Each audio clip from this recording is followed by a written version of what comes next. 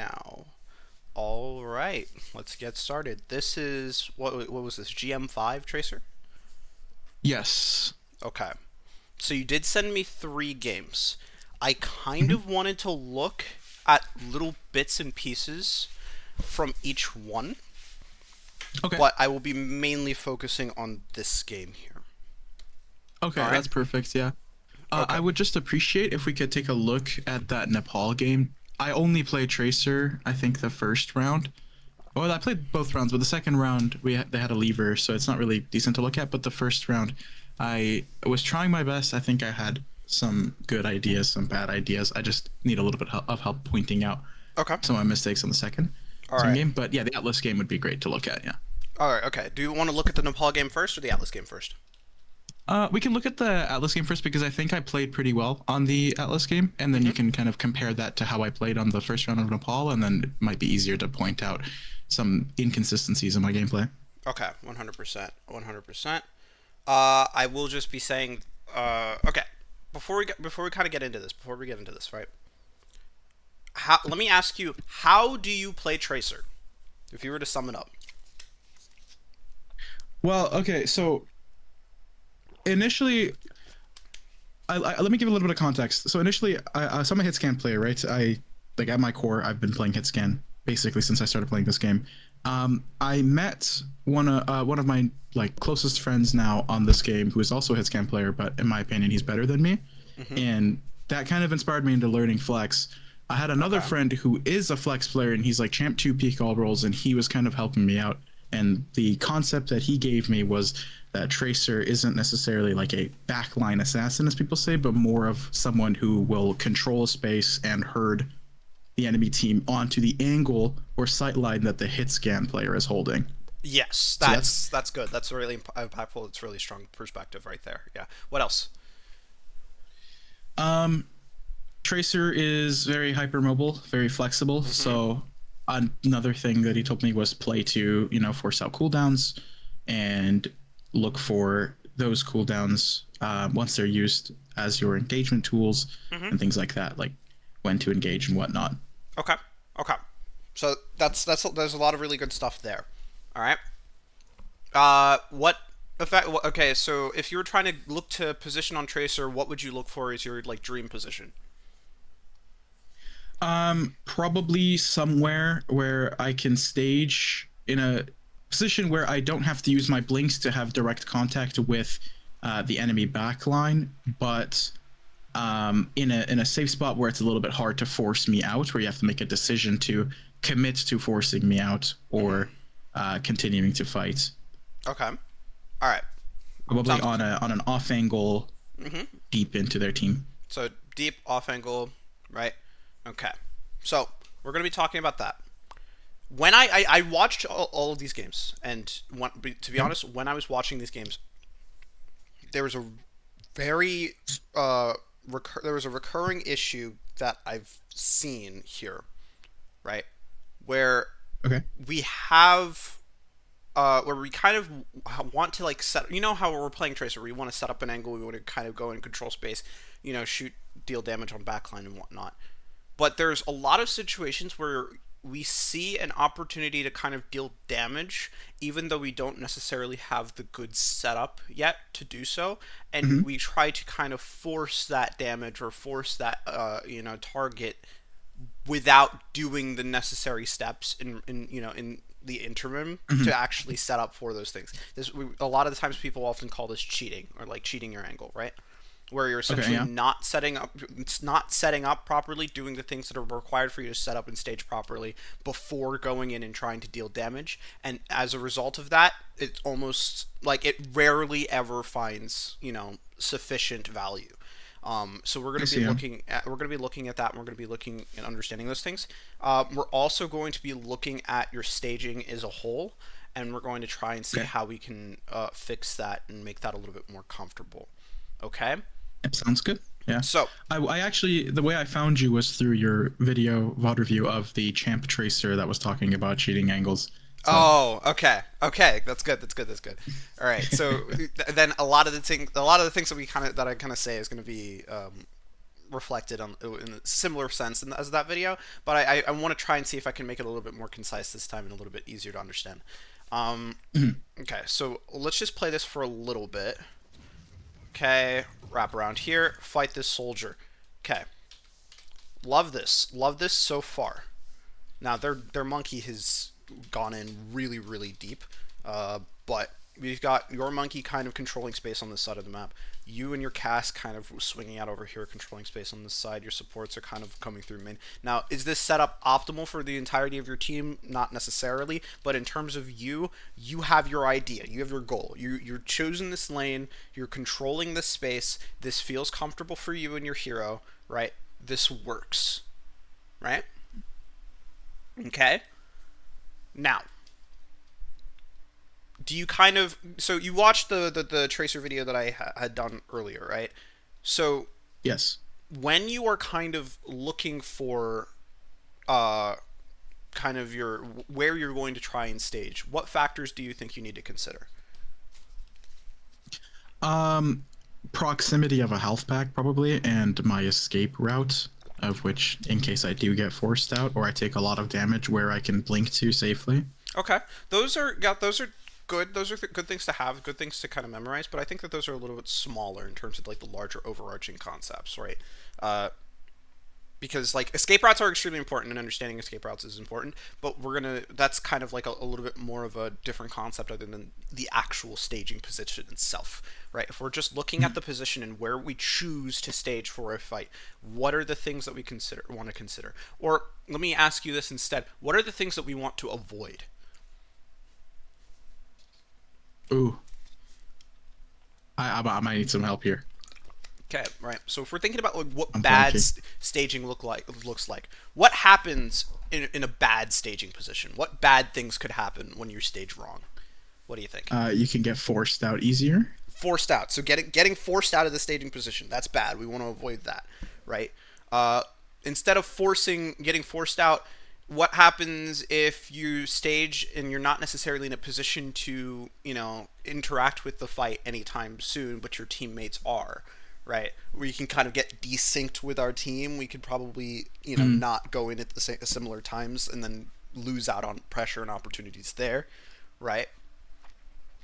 Um, I see. Yeah. or another big thing about staging, extremely important thing is, especially when it comes to tracer, is we could be leaving a lot of space open and allowing the enemy team to kind of take space for free, which is also an extremely important thing too. So we want to control space, we want to avoid getting forced out, and also a big part of getting forced out would actually let's like kind of split the idea of getting forced out into two kind of parts here, right? What two ways do you think the enemy team could achieve forcing you out of the position? The Lucio or the Kiri could probably stack with the soldier here and Okay. have them wrap around, or the Winston could maybe give up Okay. the space on the left side and they could redirect their focus to the right side. Sure. Um, So people can kind of walk on you and push you out of this position mhm. by just clearing you out and forcing a whole bunch of resources in this direction, right? What's another way for you to kind of get pushed out of a position, not necessarily just this one, but without the enemy team having to like move around in order to do so, right? For instance, Just like taking unnecessary poke damage, maybe. That's right, what I'm right. thinking. Yeah. Right. So taking unnecessary poke damage, getting poked out of an angle, right, is one thing. Also, getting forced out of an angle is another thing. Also, not controlling the necessary space is another, and not being prepared to kind of set up and going to the gauge. All of these things are, symptoms of bad staging. So let's kind of fix them all, kind of one at a time here. And I think Okay. the easiest one to kind of think about is avoiding getting poke, right? Avoiding taking poke. How do you avoid taking poke damage? By blinking behind cover. Right, walls, right? Walls. Can't shoot through walls, Mhm. uh, unless you're Wu Yang and you just curve the bullet around walls. But we're not talking about broken heroes right now. What we're going to talk about though is okay. Walls are extremely important, right? But but it's not necessarily just walls. is how we avoid taking poke, right? Because how would this soldier, alleviate the kind of power that this wall has over you, right? He would just kind of swing out this way, right? Or he would kind of open it up, wrap around so that the wall doesn't do anything to you. Play Kind of thing, wider. Yeah. right? Play wider or something like that. But the problem is why can't the soldier reasonably play wider right now? Barring Because the cast is on the angle. Well, yeah, Yeah. yeah. Barring that, barring the cast right now, what's the problem versus of this? The difference between like him being here shooting at you versus him being here shooting at you. I would say Soldier is less mobile than a hero like Tracer, so maybe he'd be too far from his team. This is a deeper angle. Okay. Okay, maybe. But even if we're talking about specifically within the 1v1 context here, right? If I'm a soldier and I'm playing kind of over here versus over here, right? What's my advantage being here? Oh, you have a range advantage. Yeah, significant range advantage. But if I compress the angle and I kind of like go and walk into this space, my range advantage slowly goes down. Now, this space isn't perfect for a tracer, but it's significantly better for a tracer than, playing at this distance. Yeah, he'd also out be here. much more out in the open if Right. he wrapped wider there. Right. So the idea, the general idea is that when we kind of decide the positions and places that we want to be, in order to avoid taking poke damage, we need to make it harder for the enemy team to actually commit to breaking, to kind of opening up that line of sight. And what that essentially means is I'm playing in a position such that if the enemy wants to kind of break open that line of sight, they are now forced within my effective range. Right? Okay. This So is like baiting them into swinging you. Well, it's more about threatening. I would consider it more threatening than baiting, right? Okay. Now, in this kind of instance, when we're kind of threatening them to come, well, if they kind of come in here, we're threatening them by essentially saying we're threatening our effective range into them, right? This space forces our effective range so that they can't necessarily get the ability to poke us out without being in our effective range, right? This kind of concept is something that I like to call playing to your map architecture, right? There's a bunch of different areas and spaces around the map that are beneficial to different heroes and not as beneficial to other heroes, right? If you want to stage into a position, you must stage in a place that is beneficial for your hero such that the enemy doesn't have an opportunity to kind of swing and poke you out early, right? Okay. Or try to push you out in a situation that could be beneficial, that could kind of hurt you and your hero essentially, right? So like if I was playing Ashe and I wanted to stage on a position, right, I could probably stage back here, right? Or I could probably stage if this space was kind of open on a sight line like this, because if anyone wanted to come to me in any of these positions, they would have to walk through a bunch of open space.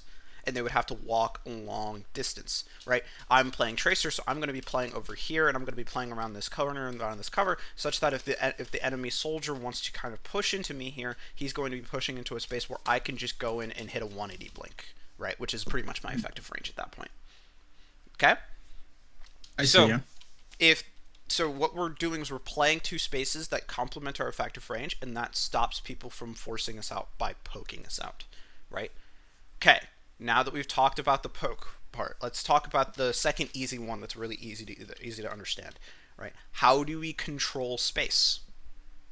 How do we make sure that we're controlling a lot of space and not leaving space open? By like kind of I would assume by like kind of poking out, shooting a little bit, just kind of scaring them off. Okay. Being annoying. Okay, sure. But more from like a macro sense, positional sense, right? How would we choose our positioning, our staging position, such that we can control more space around the map? Right? More specifically, what does leaving space open look like? What do you think? Not being there. Okay. Like, right. So if we're not there, like let's say that we picked you up and put you right here on top of this Winston, right? okay. Would this soldier be able to walk out here and take all the space that he wants? Barring the cast? Well, I mean, yeah, kind of barring the cast, but even not really barring the cast, right? Because if we go and, and he goes over here and he hits the 1v1, right? And he clears this cast out, he gets the space, Hmm. right? But Yes, now he does. this is a lot closer to a 50-50 in this situation, right? Versus Hmm. where this soldier is, this isn't a 50-50 right now.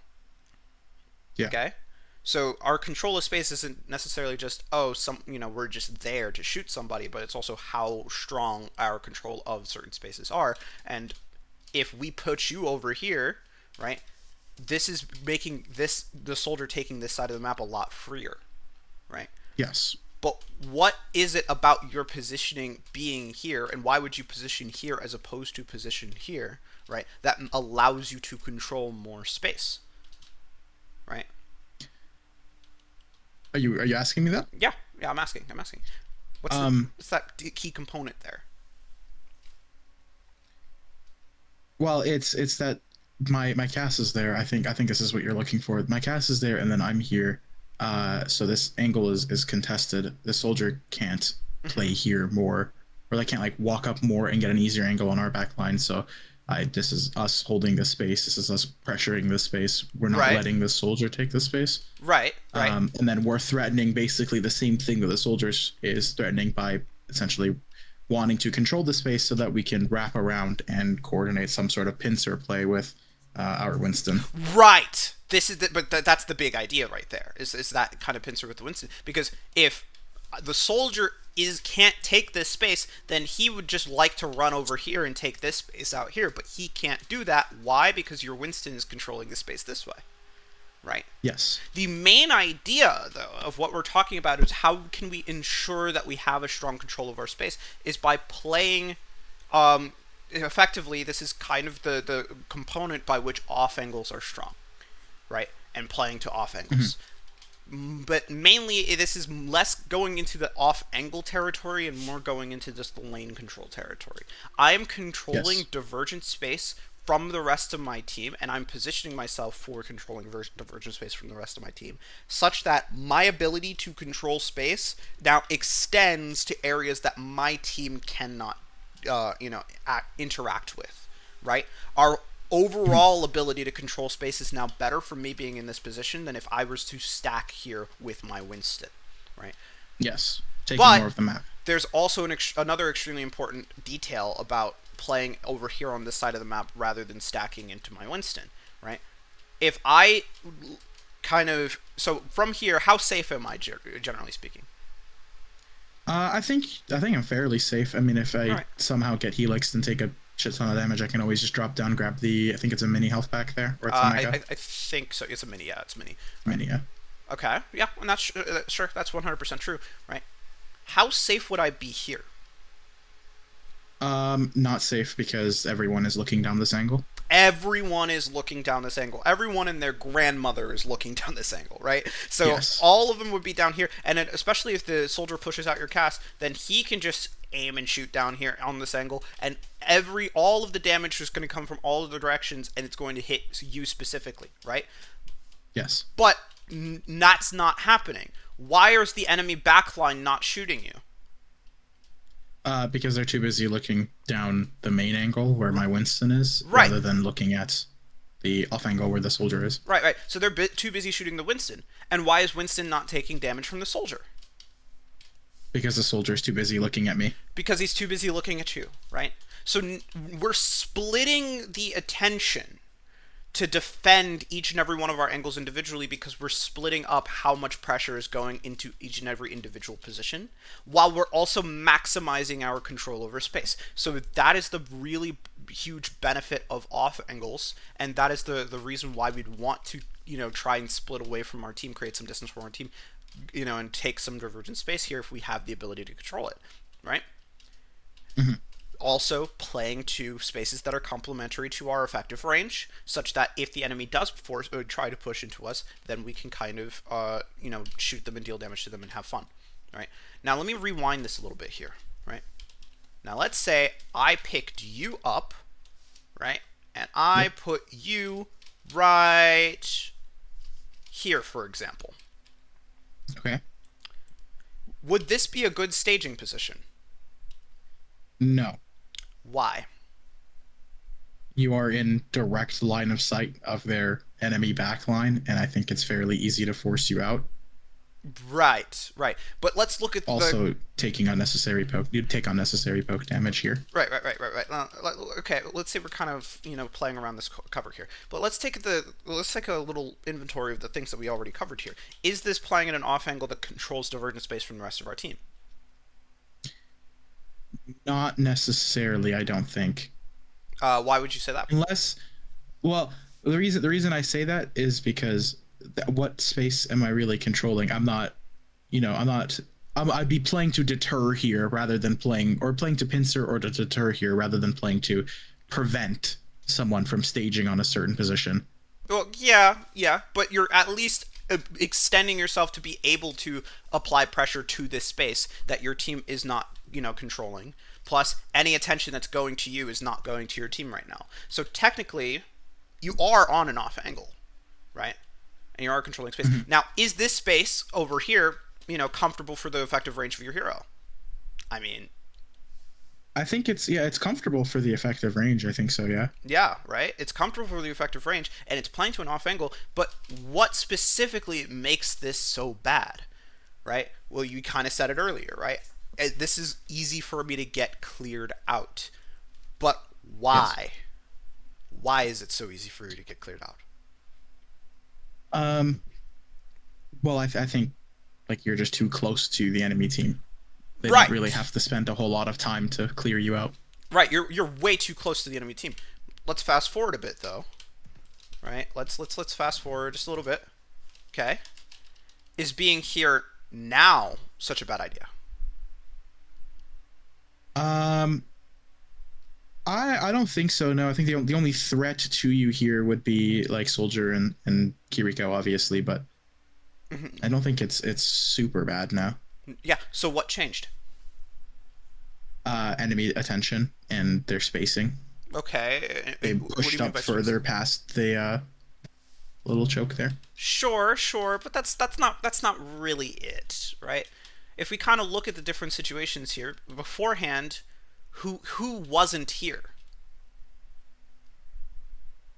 Uh, the Genji. Well, yeah, no, sure, but more importantly, your monkey. Oh well, yeah, the Winston wasn't there yet. Yeah. Right. So the Winston wasn't there. So if you're wondering, okay, about the attention's getting, taken off of me here. So, now I can kind of comfortably go over here. Why is the attention getting taken off of you? Well, because the enemy team has something that they really, really need to deal with right now. Right? Yes. And then all you being over here would be taking attention and resources away from the ability to kind of clear them out, right? But Just enabling my Winston to do more. Yeah. right, but right here, back when we were right here, you said you were too close, right? So then, Yes. what changed? Are you too close right now? You're in the same position, but not so many people are looking at you. So it's a little bit harder for them to clear you out because they have to make that decision between am I going to turn around and clear the Tracer out and then take a bunch of damage to the Winston, or am I going to look at the Winston and Right, let the Tracer clear me? right. But would you describe this as being too close? In just looking at it from a proximity perspective, I still think this is a little too close. Yeah. Uh, to be honest, I think that this would be relatively fine now, in terms of like where you would be positioned. Like especially if imagining your entire team was over here on top of them, right? Then is this too close? Well, no. This is your effective range. You have to be this close, right? So, Yeah.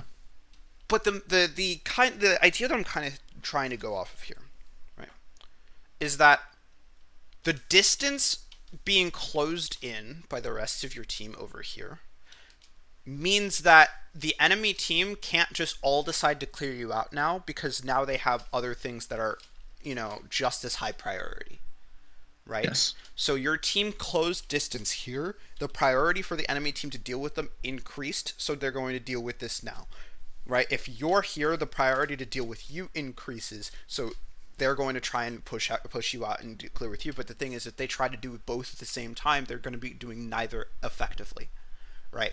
And that's not a big idea. But if we rewind to about back here, right? What's their priority right now if I'm still here? Me. It'd be me. Exactly. Right? So the priority changes. Right? Okay, so let's say that, we're kind of up here, and let's say that the soldier's not here, and the soldier kind of ran back over here to main and back over here to try and shoot at my monkey or whatnot. And let's say I'm still here, right? Mhm. Would this be a good position for me to stage? No, No. Why? because you're too far to be able to make any sort of play. Right. And what's going to be the consequence of me being too far here? I'd have to use blinks to close the distance, Okay. or I'd be late on my follow-up. Or you'd be late on your follow-up, and what happens when you're late? Then my Winston is probably going to jump out, and then the attention is going to get put on me again. Right, they're going to clear out your monkey. Right. Yes. So you are here, you're kind of in a decent situation, decent position, right? They're going to, but the thing is, enemy attention is going to be onto your monkey, right? And they're going to clear him out, and then by the time you get in, they're just going to be like, oh, we'll just clear out this tracer then, and then everything, gets completely destroyed. Falls apart, and then they retake map control. Yeah. Right. Here is the key idea. What too close and too far means essentially is dependent on the distance between your team and the enemy, right? If you are closer to the enemy team than your team is, then it means that you're a higher priority for them to deal with, right? So they'll force you out of the position. If you're farther away from the enemy team than your team is, then you're low priority. They just force themselves into your team, and then you have to make up the difference by getting there fast enough, right? Okay. So if we stage at around the same distance from the enemy team as the rest of our team is, then the enemy team doesn't have an easy decision as to what to do in order to who to force out or to try and do anything. And anything that they try to attempt to do is going to get punished by the other angle. Right? I see. Okay, so just like put it simply, like a rule of thumb would be to position at roughly an equal distance away from the enemy team on your off angle as your team is to the enemy team. Exactly. Okay. Exactly. This is a very, very important concept to staging, and this is the part of staging that people don't get, and this is the thing that confuses everybody, but it's very simple. It's about keeping the same relative distance, right? And if you do that, then not only are you going to not get cleared out because the enemy team can't afford to, right? If they try to push you out and they try to clear you out, then your team can be able to punish that by taking the space that they leave. But not only that, if the enemy team or if your team decides to engage on each other, you're right at the distance that you need to be in order to be able to engage in with them. Right? Okay. So, that being said, if we want to take our staging or pre-fight staging and positioning and setting up and put it into 3 different categories, it is going to be positioning yourself in spaces that are comfortable for your hero, right, to your map architecture. It's going to be positioning yourself at an off angle to your team, or at least controlling different lanes around the map alternative to your team, right? And then the third thing is keeping that similar average distance, right, such that I don't get cleared out, but I'm there when I need to be. Okay, so now we're going to be looking at your positioning throughout this game and seeing if you do all of those things in terms of your setup, right? Okay, yeah. Right? So this is, now if we look at this, right, we look at this blink over here. Okay. What about the distance? Is the distance pretty much similar relatively? I think I'm a little farther than my Winston is from their team, but that distance can be closed. Yeah, that distance can be closed. As the fight progresses. Right. And to be honest, you've got another thing that you're dealing with right now, so this is value. So the distance is pretty much similar, right? It's not similar to the exact center of their team, but it's similar distance to what is actually valuable for you, which is pushing out this Soldier 76, right? Okay? Now, if we talk about your angle, obviously, you're controlling this lane on the map. If we talk about the positioning right here, It's a little awkward, but it's still doable, still usable, right? Okay, so we blink out here and we blink out here. Now, what's problematic with where we just decided to blink here? Now, I get it. We kind of took a little bit of poke damage earlier, right? We took a little, yeah, we took a little zap from Winston and a bullet from Soldier 76. But what's the problem with blinking out here right now? Kind of uncomfortable for my hero, and there's no real, like, health pack or anything that I could link to comfortably. And I'm Okay. also really far away from the fight. Right. Main idea is really far away from the fight currently. Right now, where you're at, I would still consider this decently. I guess it's not really comfortable in terms of like your blink potential, but in terms of your forcing your effective range, it definitely can do that if you play this position correctly, right? However, the problem is that your distance is way too far out for you to reasonably keep contributing in this fight, but it makes sense because you took poke damage, right? So let's look at how you took poke damage and the reasons why you took poke damage, right? Let's slow this down a little bit, right? Well, first of all, I mean, you took a little bit of damage earlier trying to kind of fight into the soldier, right? So whatever, you can drop down here, maybe get the health pack and then come back up, or at least like chill for a second, right? But if we look at this right here, and you have essentially peaked the enemy team right now, right? Okay. At what range are you peaking the enemy team? A very far range. Very far range, so not comfortable for your hero, right? Now No. let's look at distance. Where's your monkey in relation to the enemy team? Uh, I think he's kind of close, but not really comfortable. This is I would say that this is decently far enough away such that like the enemy team doesn't at this instant need to care about your monkey, right? Mhm. Right. So it means that people can start turning attention towards you. You are out in the open, so you're pokeable, right? Okay. Yeah. Okay. And then not only that, big kind of part about peak timing, the timing that you want to actually be visible to the rest of your team.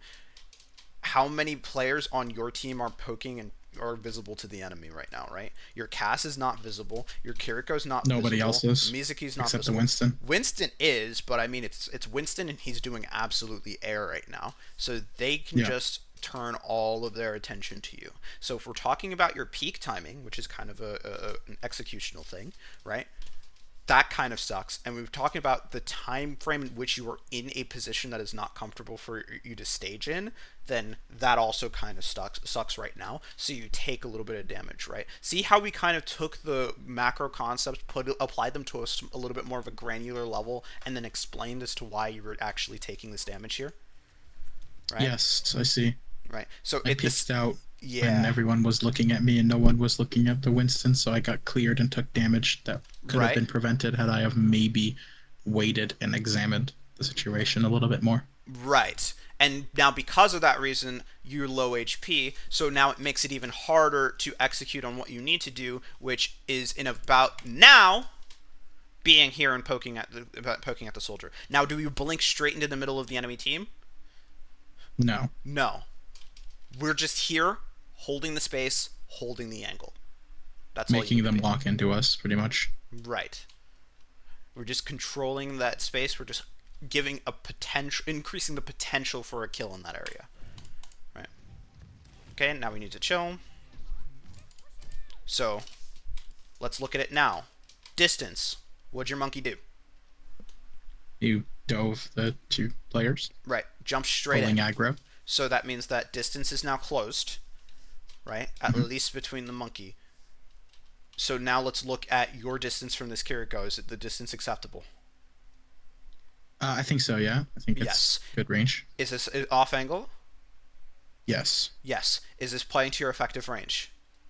Yes. Yes. So all of these conditions are pretty strong for you right now. So you should be able to deal some decent damage, right? Now here is where we start getting into cheating. Okay? We did the damage that we wanted. We're here, right?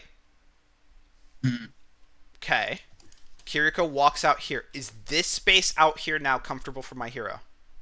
No, not necessarily. No, but we're still kind of far, so we want to try and get the close the distance, right? But this space isn't really comfortable for my hero, right? No, no. What about out here? No, no, no. Maybe No. I can wrap around, and but that's gonna take a little bit of time and whatnot. It's not necessarily that great.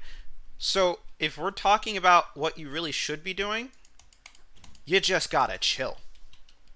You're on the angle. Okay. You hold the angle. There's no other better positions that are available for you to close that distance. So we just need to wait until an opportunity presents itself, until a position opens up for us to take. Right?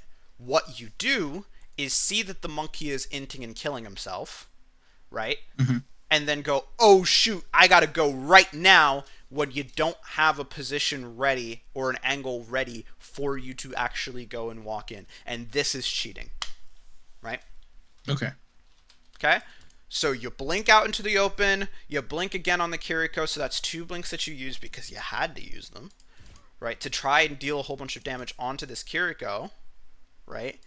Get your recall forced, and then that's it. You use 2 blinks and a recall for what? How much HP from the Like Kiriko? half. Right, like not even like honestly like a third, right? Because he was already kind of low-ish by the time you Hmm. started shooting at her, right? So not good, not great. Now, if you had stayed in this position over here, Hmm. and maybe potentially instead of kind of chilling, instead of kind of going straight in, if you maybe like wrapped around this way and then waited for the Kiriko to come back this way, right? Or just like was kind of rolled around through here. Now would this setup look a little bit more comfortable for you? I think so. Yeah. Right. And so now you can do more damage. You have another window of opportunity where your damage is going to matter and the enemy can't do so much damage to you, right? And that's what we want to do on Tracer. This is how proper plays Tracer, right? This is how we want to play Tracer. We want to try and get the setup that we want, to get the angle that we want. Now, am I saying that you should never cheat? No. There are going to be certain situations where it's okay to cheat, right? And that's when you see absolutely that there is an opportunity to punish something or to get some form of value that you have to take in the moment in order to not lose it, and it's going to be worth the risk. But we don't see any of those opportunities right now, right? Hmm. I mean, I think my thought process here was that I saw my Winston like Mm-hmm. take a whole lot of damage, and I kind of assumed that he was gonna die. And Mm-hmm. I know that if my Winston dies, then the fight is probably gonna be lost. And so I kind of wanted to go in and go for that cheating play. Right. Maybe, maybe I land the That's one clip on the Kiri, and then right, but that's we not trade. honestly true, right? It's okay. It can be true in certain instances, but this is definitely not one of them, right? Here's the idea. The what's going to happen is that there's a lot of different types of advantages that you can build. There's a lot of type of things that are valuable, right? Space, resources, angles, objective progress, right? Like Health bars, things like that. yeah, health bars, right? High grounds, things of that nature. Excuse me, a lot of things on the map are going to be very valuable, and a lot of our ability to kind of make accurate decisions in the moment is going to be evaluating and judging every single one of those advantages and disadvantages, and evaluating if we're in an advantageous position or not at a current moment in time. And that's hard, right? That's really, really freaking hard. Okay, Yeah. but what we can do is we can take a little bit of inspiration from that idea, from that concept, and essentially just say, all right, I am now on a position, on an angle, right? My Winston's going to die, but if we look at the enemy team, I have a very strong off angle, and I can use that very strong off angle and that distance and that range to trade that value and trade the fact that they're not, trade the lack of attention on me, trade the angle, trade the space that I have, trade all of those resources for a bunch of kill opportunities, right? And potentially with those trades, I can get enough trade value to get the fight back into my favor, right? What the Winston did was probably stupid, but at the same time, understanding that the value of the Winston's life might be significantly less than the value of your position. And you need to be able to understand that, wait a minute, I have a really freaking strong position right now. I'm going to try and see if I can leverage that to get the trades later, right? There's going to be a lot Okay. of situations in which your teammates are going to probably die early in a fight, but then you're just going to have the build up such a strong potential to kind of get a lot of value in that after the off the back of that you'll kill like 3 or 4, right? That it happens so much on Tracer, right? Okay. So in hindsight, I should have not used my blinks. If I wanted to, I could have wrapped around and waited for her to walk into me, but I should Right. have just held this position here.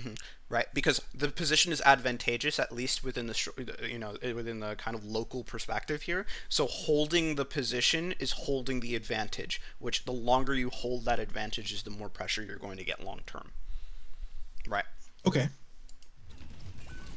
right. That just gets rid of your advantage entirely, and now you lose all the space, and you lose. Well, your Winston lived? No, your Winston died. Never mind. I was looking at the wrong Winston. Right. Yeah. No. So Yeah. you lose the space, and you lose your Winston. Right. And you lose your recall.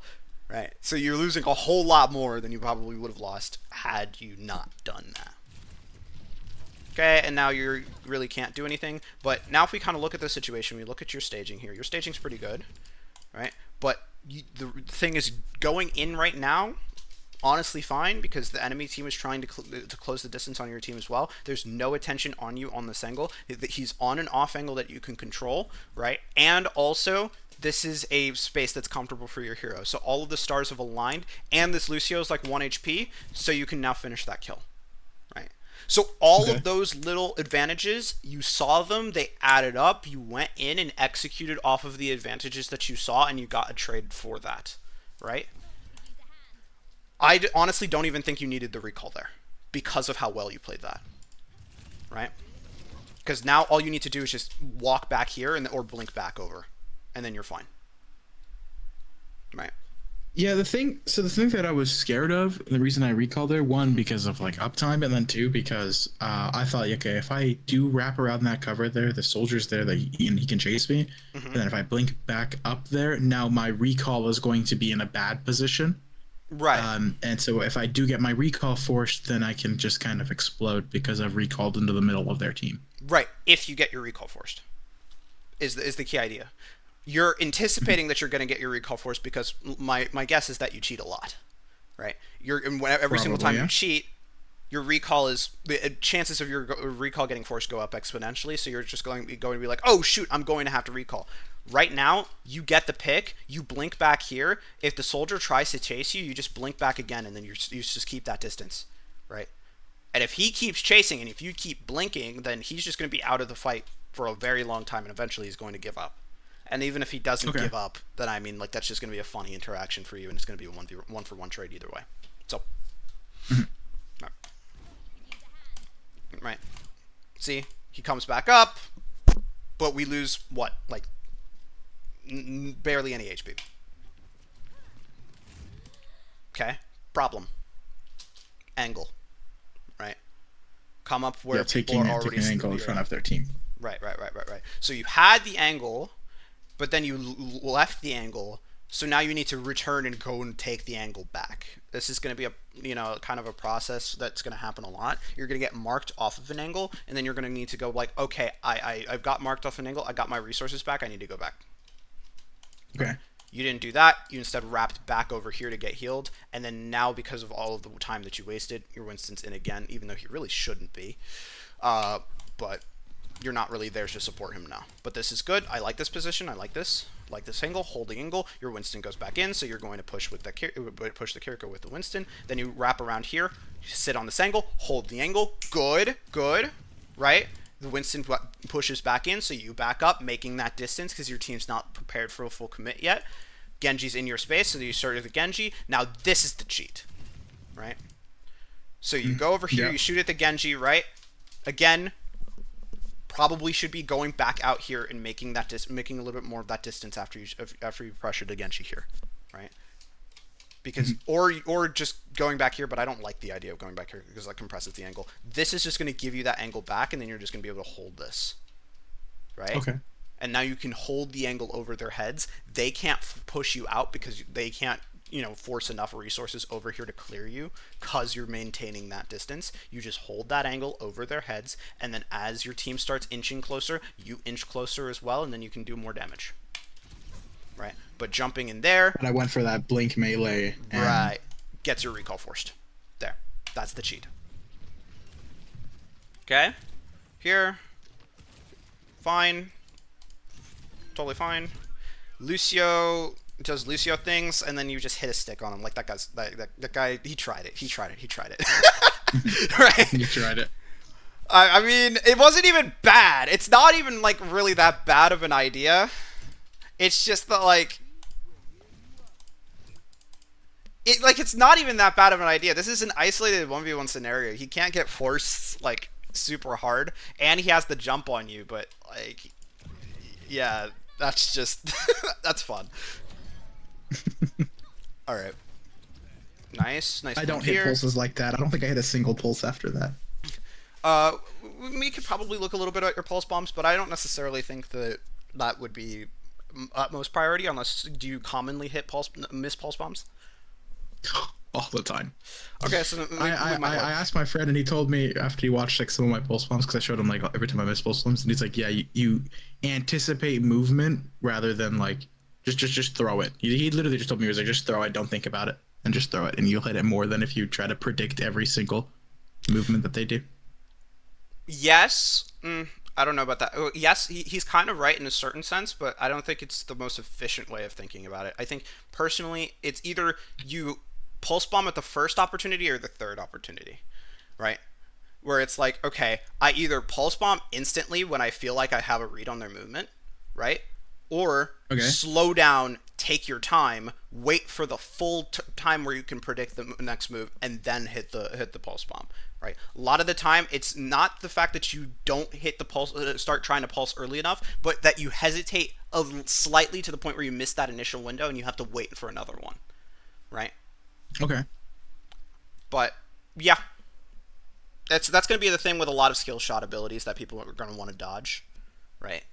Like, it's the same thing with Roadhog Hook. It's the same thing with Sleep Dart. Same thing with, like, pretty much everything. Right. First opportunity or third opportunity. Okay. Right. What do you think about the staging position? Relative distance to the enemy team as my Winston. I'm on a comfortable range, and I can follow up with them easily. And then I also have my escape routes, and I'm avoiding poke damage. Okay, so if we add all those things, good or bad? Good. Good. All right, love to see it. Now Winston goes in and throws hard, but you're here. You're on the angle. You can deal damage on the angle. I hate this. Right? You're here. You're on the angle. If you need to make some more distance, then just chill for a little bit, and then I think you can climb on top of these boxes and get back over, right? But just chill for a little bit, and then go back. This is giving up your angle, and giving up all of the space that you are able to control out here. So you're giving up the potential that you are holding over their heads right now. Right, just to go back to shoot at a Winston and compress your angle and make you easier to poke out right here, because all Genji needs to do is just hit a couple shurikens, right? Yeah. Right. Okay, so we're here, but again, the time it takes us to set back up again, we're not going to be in the fight immediately, but this is fine. This is our angle at this point. I think we just keep shooting Winston. I think it's reasonable to just keep shooting Winston from here. But I mean, the wraparound is like whatever. It's just going to take too much time, right? Okay. Cheating again, right? Now, were you going to win that fight either way? No. But no. Could you potentially have traded out even harder than you did? Yeah, definitely. Nice. And that's a good use of recall right there, because you got something out of that. Now, you did die, though, because you did waste way too many blinks on the Kiriko here, because this isn't perfectly your space. Now, you didn't need to, like, hit all of the blink melees and whatnot. You can use cover a little bit more, but so that you can, like, avoid using all of your blinks in those situations. right? But I think I kind of like I figured I'm very unconfident when I take Kiri 1v1s because every single time I take a Kiri 1v1 against the Kiriko, my head is just like the size of the map and I just get two tapped every single time. And I right, always go back and I watch. I'm like, okay, what mistake in my movement did I make? And it's like, regardless of where I aimed, they just draw a circle around my head with their crosshair and they hit me with it anyway. I watched, so I went back when I was trying to figure out how to play against Kiri, and like I sat there watching like Proper and Stalker and all them take 1v1s against Kirikos, and I noticed they jump a lot because they expect the Kiri to hold the crosshair head level. mm-hmm. So I tried doing that, but then that makes me more susceptible to taking damage. Right. Um, Because but it's yeah, and not that's just why I kind of figured that I was gonna die because I saw the Winston in them there. So I just yeah. tried to run away as far away from the point as I could, just to make it so if you do want to kill me, you're gonna have to commit a lot more of your time to Okay. try and do that. Yeah, no, and that's fair. That's fair. 100%. Also, when it comes to when the tracers fight Kirikos and they jump to kind of dodge the headshot, it's not just about the fact that they jump. It's also about the timing and the time windows in which they jump. There's a lot of micro behind that, but essentially they're going to jump in windows of opportunity where it's really easy for the Kiriko to hit the headshot. So that way they're jumping to dodge the headshot when they get into those kinds of windows, right? There's going to be a lot of windows where you're like, okay, I need to like finish a clip here, right?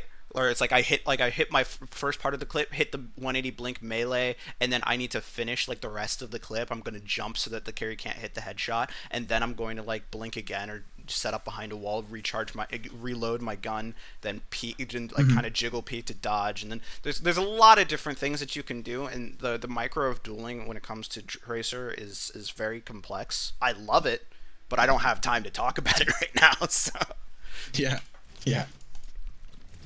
okay, now I will talk a little bit about it here because we're on the subject, right? First of all, you the blink this first initial blink here is a little problematic, right? You probably want to drop here first. Now the Genji's not really looking at you. You want to drop here first, then hit the blink so that you can end up a little bit like closer, right? As opposed to blinking out this way, because now you're gonna need another blink before you get like that kind of blink melee that you want. Next thing is like if we kind of look at this, right? You start shooting at the Kiriko. Crosshair discipline is a little bit iffy, but the blink melee needs to be 180'd. You just didn't hit the 180 on the blink melee, right? Finish the rest of the I clip. honestly I thought I wouldn't blink behind her there. Right. It's like kind of just Right, and then the next blink melee was I get why you tried it. You probably shouldn't have tried it because now the downtime after the melee is not going to let you reload.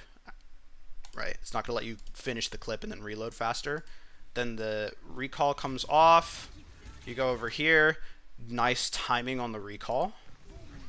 Right, that was actually it wasn't the worst thing. It was only that like those two blink melees that were kind of failed. Right, but rest of that was kind of played pretty well, and that's generally what you want to do. But again, if we kind of look at where you were fighting and the situation in which you were fighting, again, fight was already happening on point. This is a whole chaotic mess. I don't even know what the heck is going on over here right now, but fight was happening on point, right? Space that we want, angle that we like, controlling space, tight, close area. So, better chance. okay. Right. Yeah. Okay. Yeah. I forgot I did that. Right. I Right. forgot I did that. Now we can sit here and we can break down all the reasons why this sucks, but I'm not going to do that. I'm going to spare you. One blink. Okay. I'm not. I'm going to spare you. What am I doing, bro? But What this am I is doing? good. But this right here is good. Controlling space, holding the angle, whatever. You just didn't have the recall now because you kind of used it. Okay. I'm going to go in. Go in harder. Shoot here. Shoot here. Shoot here. Nice. Wrap around. Shoot at Lucio. Now, is this a little bit cheaty? Yeah, but did you have a reason for it? I could have gotten that elim, and then I think I was kind of safe. My recall would put me in a decent position, and my blink is coming off cooldown. Right. So I think that yeah, this was fine. That was reasonable because of the fact that you saw the opportunity for the elim. Right. Good recall. Okay. Now you're at a position. Now look at where you are in terms of the relationship between your positioning and the rest of your team, right? Okay. What do you notice? I'm pretty far away. Right. Right. So we probably need to close that distance, and we're going to be looking at some certain positions of which we can do that. Right. What are you currently thinking right now? Like there's two realistically only two options. Okay, I think like looking at this in hindsight, maybe blinking in through the left. I mean, this might take a long time, but blinking through the left room there gives me Mm-hmm. the ability to rotate, and then I can change the lane to see where the Genji is. I can play or try to contest the Genji there, Right. or where I just killed the Lucio, going through a harder flank there. Right. To be honest, the only two real options, like I do like this, and then you can from here decide to kind of go through here, and then or maybe wrap around and go up to this top angle this way, right? Which is, beneficial for the time that you have to use, right?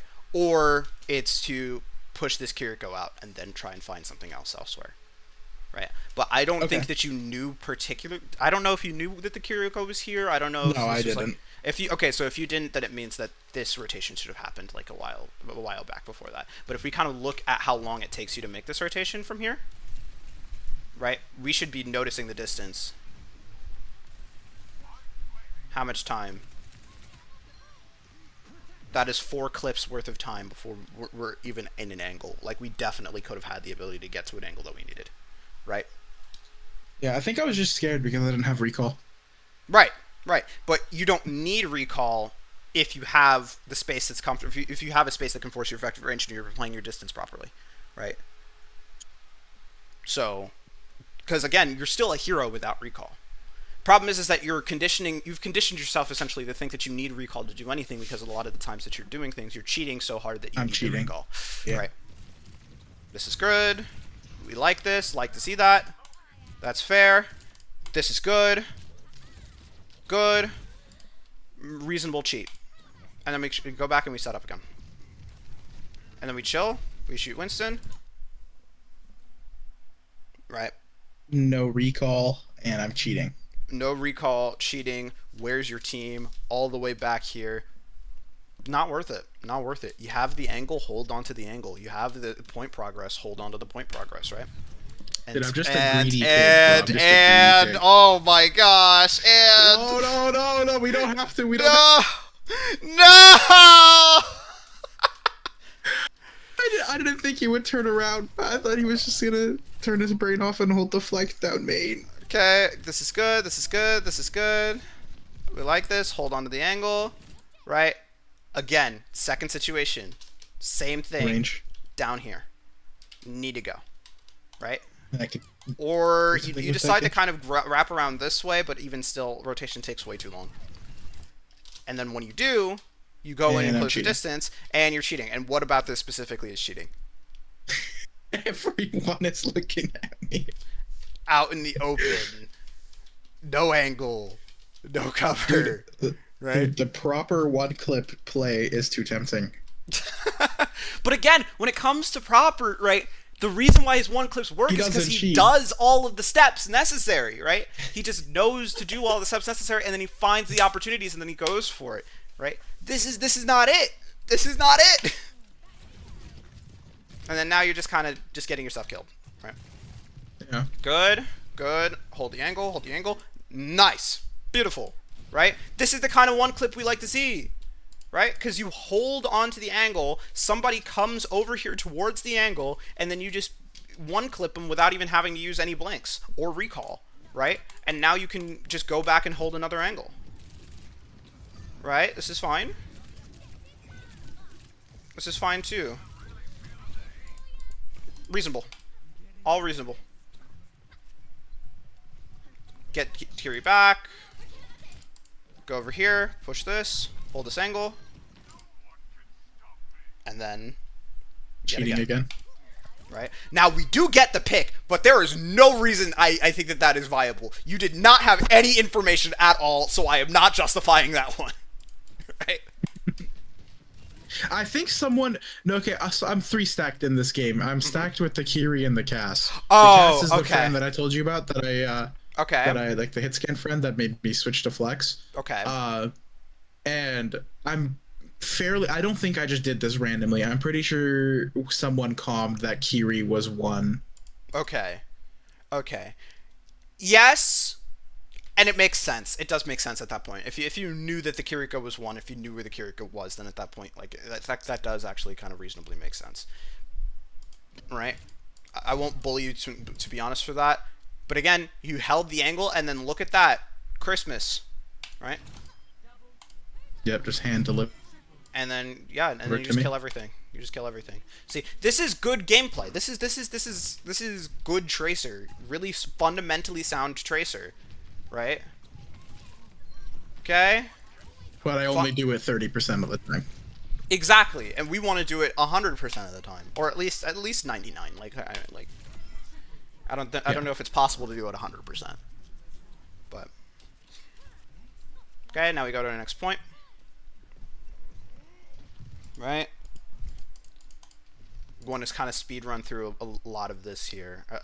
Do you want to kind of look over the You're whole okay. thing? Or I know that you have like time constraints, so it's okay. It's up Yeah, to you, yeah, yeah. whatever you want Well, to do. we can look at like one or two more fights, and then we can like switch over to the Nepal game where we can talk a little bit more about that. But it's going to be pretty Okay. much the same things, Yeah.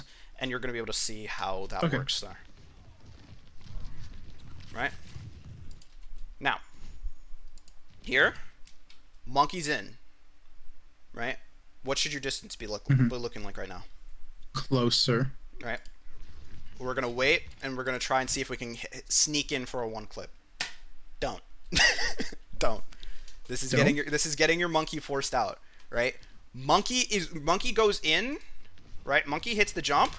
Just go here, hold the angle, just start shooting at things. And if this runs away, then you shoot at this. We don't. The kill isn't what we're looking for. We're just looking for the pressure, because the pressure is what takes the space and pushes everybody out of the space. The kill is random. The kill you don't get to control, right? The pressure you do. Okay. Right.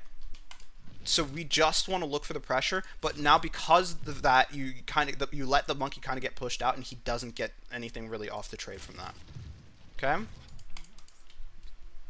Okay. So now we're here. Monkey jumps out. What kind of happens to the distance, though? You're I'm much closer than the Winston is. Like by a little bit, but this is definitely a lot more accessible to the enemy team, and the enemy team is going to want to try and push you out.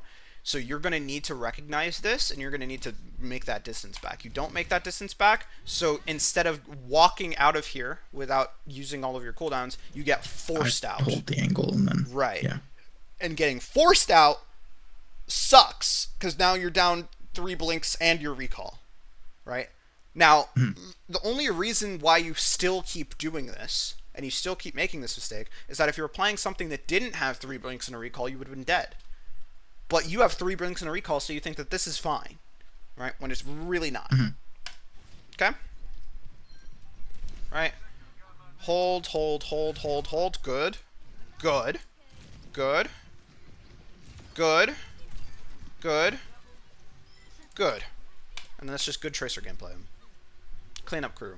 Okay. And if we look at the situation, we look at the reason why all of this stuff happened, right? Genji goes in and ints early, which is going to happen, right? All of these guys Reaper are just takes a bunch of stacked. damage. Yeah, Reaper takes a whole bunch of damage, and the reason why they're taking a whole bunch of damage is because they're all stacked in main, right? So it Yeah, means they that don't now have a whole you lot of map take control. all of the space over here on this side of the map. The Winston goes in, which if you were back here, none of these guys die, right? You switch up, take the angle. Winston jumps out that way. The Kiriko TPs through. We kind of chase, but we get the Reaper kill because you take the angle. Then you go and wrap around and take another angle again, and then we get the rest of them. Okay. Waiting. Timing. 2 blinks, cheating, timing. Yes, I don't know. everything's off. I don't know. I don't know actually. If we really think about it, is there a rule that says you can't double blink in? Like, no. And if we're looking at it, I feel like generally you don't want to. you don't want to, but if we're talking about potential staging positions, what else is there that's here that you can use, right? Besides the position that you're in right now. Not really Nothing much. much. Yeah. right? Nothing much that you can really get to and set up at. So the Tracer, the big part of the power of Tracer is that she can stage here and then still interact with the fight that's all the way over here, right? It's not going to be the thing that she wants to do all the time, but she still can. And this is fine. And then if we look at where all the attention is, it's going into the Winston because the Winston's right there. So they have to deal with the Winston. So then you come in from another angle, and then you start dealing damage from this side. So this is fine, right? Problem is that Winston jumps back, they jump in. You need to take some space. And how you take the space, not great. Right. What should I have done there instead? Probably wrapped through the room with the health pack, gone to the far right side, and then controlled. Right. So as Monkey Back, jumps, maybe? yeah, just like wrap through here, wrap through around here, control the space, and then we just sit and hold the angle over their heads and then wait. Right. Sit, hold the angle over their heads and wait. Yeah, this is much better.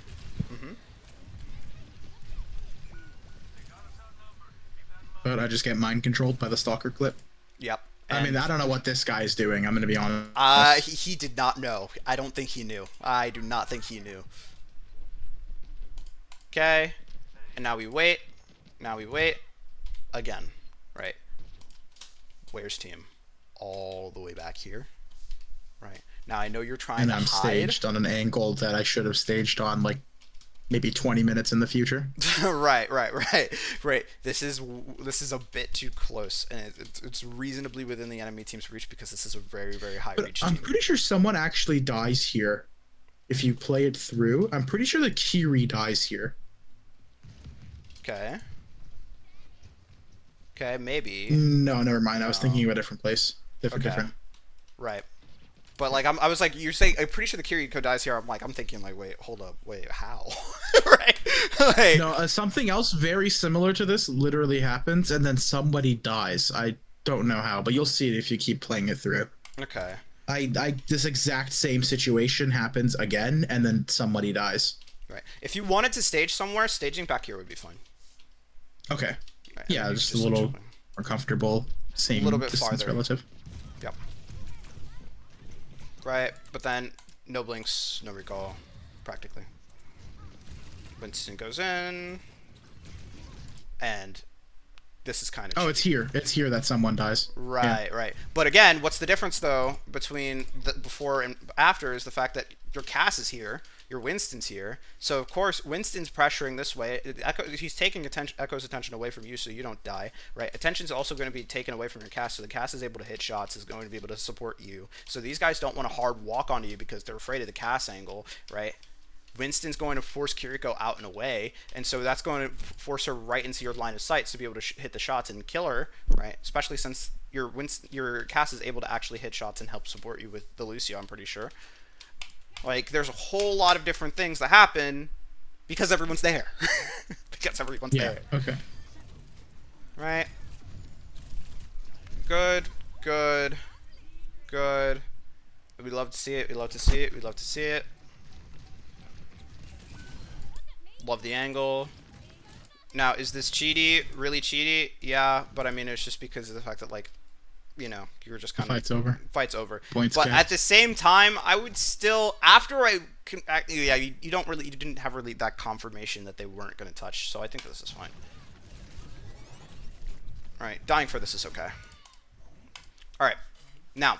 I'm going to look at some other game modes here. You're going to get flashbangs by a whole bunch of losses on my competitive record. That is 100% either someone else on the server's fault or a visual bug. Either one. Either one. Either one. It's always your teammate's fault. It's never you. Exactly. See, this guy gets it. So we're going to go on Nepal, right? Okay. You're going to coach yourself here on this one. Okay. All right. So we're deciding to take this angle on the map. Where do we stage? Well, honestly, I don't really know why my entire team went left side. I've basically I started by learning Genji, and I was just beat over the head by a baseball bat and told that I need to control this side of the map, so I just instinctively always go here. But I was going to control these two rooms here, and then figured maybe, okay, I looked back and I saw my whole team go left side, and I figured, okay, maybe someone's gonna get forced onto point, and then I'm on a position where I can kind of blink onto the point and finish someone with a clip. Right. So, but let me ask you this: why do you think they would tell you that you should always go over here on this side when you're playing Genji? Uh, Lots of vertical cover, escape Vertical routes, escape good routes, distance good to distance. the enemy team to the point. Right. So this lane Uh, has a whole lot of Genji's map architecture that he likes. Right. mhm. Now, about your map architecture that you like, you're not necessarily fully of with verticality, the entire concept of verticality, but does this give you the compressed sightlines that you like? Yes, I think so. I Yeah. think it is. Yeah. So even still, the decision to go onto this lane and to take space on this lane is totally fine, and I don't care if your entire team goes over here. All right. This is fine. We just need to make sure that that distance is similar. So if All these load. guys play all the way out here, then that means that what should you do if you're in a position right here? Take the space, right? Take the space. Okay. Right. So just keep going. Wrong tracer, right? Here. Okay. Okay. I'm fine with this. Fine with this so far. I cheated All right, what's the problem? again. Well, right. This is. I wouldn't necessarily say that call this cheating. I wouldn't call this cheating. I would just call this poor staging. Right. Yeah, staged in a very open and easily contestable Right. area. Right. This But is see, the this is thing poor is staging. like, okay, if I want to go for the same play, like I don't know where else I could possibly go to have any form of uptime here, like at all. It's not about where. It's about when. Let me ask you. Let me just let you know something that's extremely important. For every hero, right? It's okay to be AFK as long as the enemy team is more AFK than you are. Okay? I Okay. call this concept AFK trading. I've talked about it a couple times, right? The idea is that what we want isn't just the maximum amount of pressure possible. We want the best pressure over our enemy, right? Which means we don't like essentially. Let's say that there's a situation where the enemies are applying 100 units of pressure to you and you're applying 120. That's worse than you applying 10 units of pressure to the enemy and the enemy only applying 1 to you, right? It's that difference because the longer you hold that advantage over the enemy's head, then the more significantly more value you're going to get over your enemy over time. And it's so much easier to hold on to advantages in this game than it is to try and take them back. Right? Okay. So being okay is fine, and the reason why this is fine is that you are doing something. You are having uptime, and your uptime just doesn't look like shooting bullets. It just looks like holding space. That's all it is. You got what I mean? Okay. Yeah. Right. So this is fine. This is fine. Because again, are these guys really shooting at anything? Are these guys really doing any real damage right now? No. Not really. No. And how much space on the map are they controlling? No. Not a whole Right? lot. Right? So that means that these guys are really AFK. So it's okay for you to be semi-AFK by being over here holding this angle and holding this space. Yeah, we have more map control. I'm trying to now take their map control when they're all kind of bunched up and Right. they have control over that tiny portion. Right. So where should you be staging instead? Honestly, I think in hindsight here, like where I was before, kind of on the point around that pillar, Okay. and then just kind of staying here and just controlling the side of the map. Maybe my soldier wants to come over here and then stage, and then later towards the fight, if they all want to bunch up there, that's when I can rotate later into where I am currently. Exactly. Yep. 100%. I like this staging. I think that this is okay-ish. I wouldn't trust it though. I think that what you were saying is initially is fine too. Right. Problematic. But I try to cheat it, Yeah. And you try to cheat it, and then you run out this way, and now you and then I get have forced. no uptime to be able to go in. But you fighting this Tracer here is totally fine, right? Thing about Tracer 1v1s, or here's the thing, here's a really important concept when it comes to lane control, right? I want to use this, if actually, before I kind of get into that, I just want to kind of briefly kind of go over this concept so that you can understand it a little bit better. So off angles are really powerful, really important, and really strong and everything. And we kind of went over how off angles are amazing and whatnot, right? But if off angles are really strong for you, off angles are really strong for the enemy team as well. So how do you stop the enemy team from taking off angles? By controlling that off angle. Right, taking it first and controlling that space Yeah. first, right? Now, how do you get to the off angle? What path do you go down to get to the angle that you want? The fastest to get to that angle. Right, which is going to be the lane that you choose, pretty much, right? So if the thing is, if two people are on the same lane on the enemy team, right, they're going to meet each other. And when they meet each other, they're going to fight each other. And whoever wins that fight gets control of the whole lane, which gets control of all of the off-angle situation on this side of the map. Right? This is what is called a critical duel. Okay? You need to hit this 1v1 on this tracer so that you can maintain your ability to control space on this lane on the map. Right? Tracer Yes. 1v1s happen super often for this specific reason because of the fact that tracers are Both tracers want to control the same right. angle. They want to control the same angle, sure, but also because tracers are one of the easiest, if not the easiest character to just leave on some lane alone to control space themselves, right? Yet they're also one of the characters that benefit most from having an open lane and access to the enemy team. Right. So Tracer 1v1s happen so often. And this is why you kind of got to learn the Tracer 1v1 as a Tracer player, because this is going to happen all the time. Right? Yes. Now, hit the critical duel. I'm not going to try and judge your Tracer micro right now. We can probably go over that another time. All right, you did not hit it. Now, the reason that you didn't hit it, I wonder how much HP you're at. Oh, wait, you cheated earlier and then took a whole bunch of damage. And then the tracer chased you. The chaser traced you. Whatever. Yep. Yep. So that happens, and then you have no blinks, no recall, no nothing, no angle, no HP, no life, no job, no. I'm joking. Yep. No friends, no family. Yep. Yeah. See, I actually died here, and I blamed my cat because, like, she should have just healed me. Don't know what she's doing. Yep. Yep. 100%. She should have just healed you. It's all her fault. Right? Okay, we're here. We're taking this angle right now. We're taking a fight over here right now. Okay, looking at the current situation, is this too close for us to be right now to the enemy team? I think it's a little close compared. I mean, I'm looking at it from where my Roadhog is. Right. But even if you look at your Jetpack Cat, even if you look at the Shoulder 76 or your Zenyatta, this is a 1v2 fight that you're taking. I'm much closer. Right. This is not a much 1v1. This doesn't become a critical duel anymore. Right. This becomes a fight.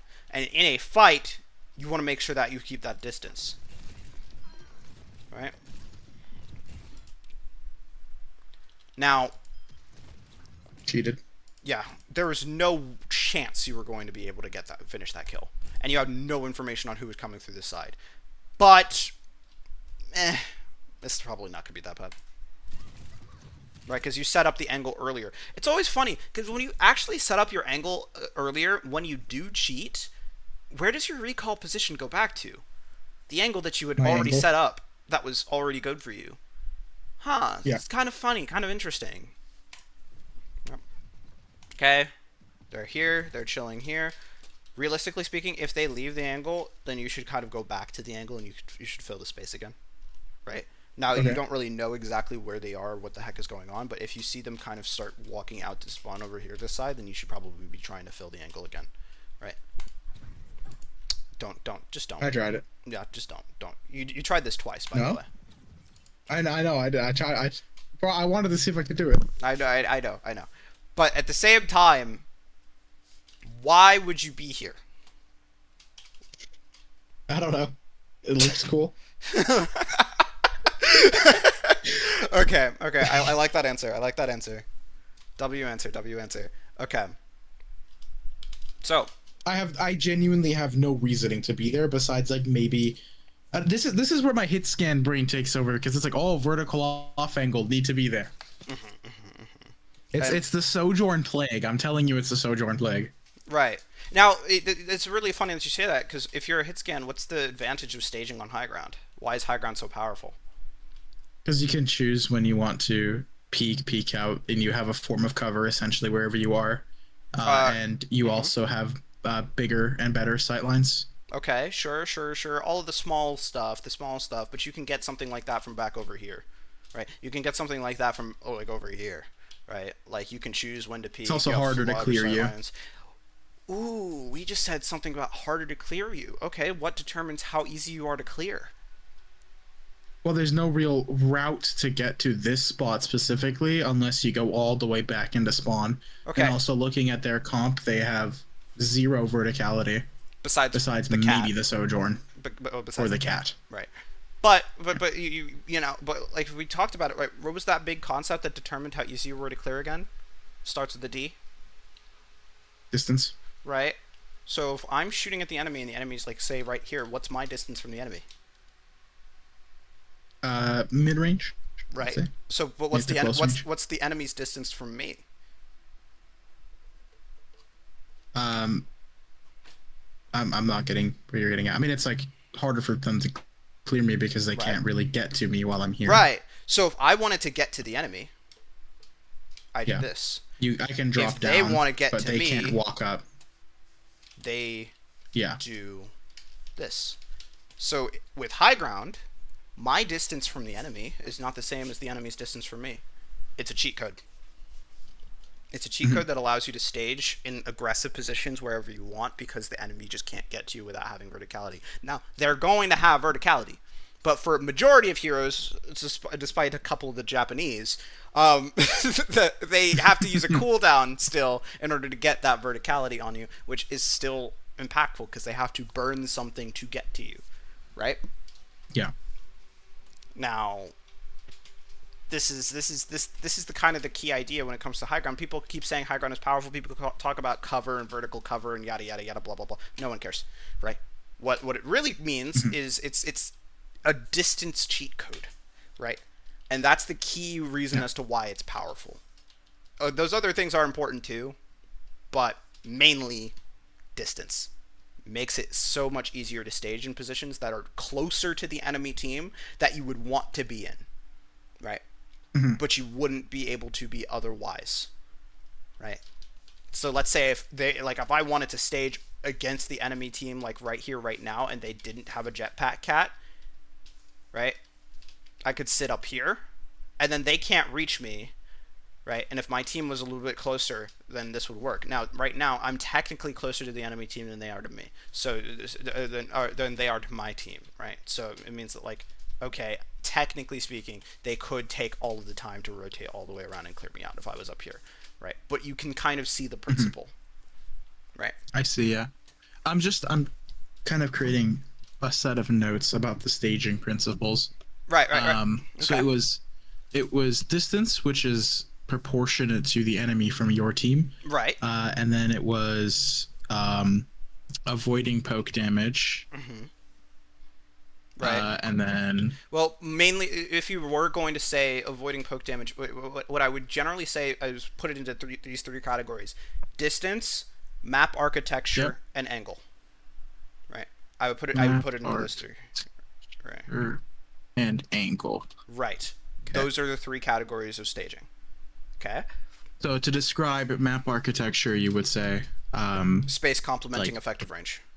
space complementing effective range, and then to what about angle? Right.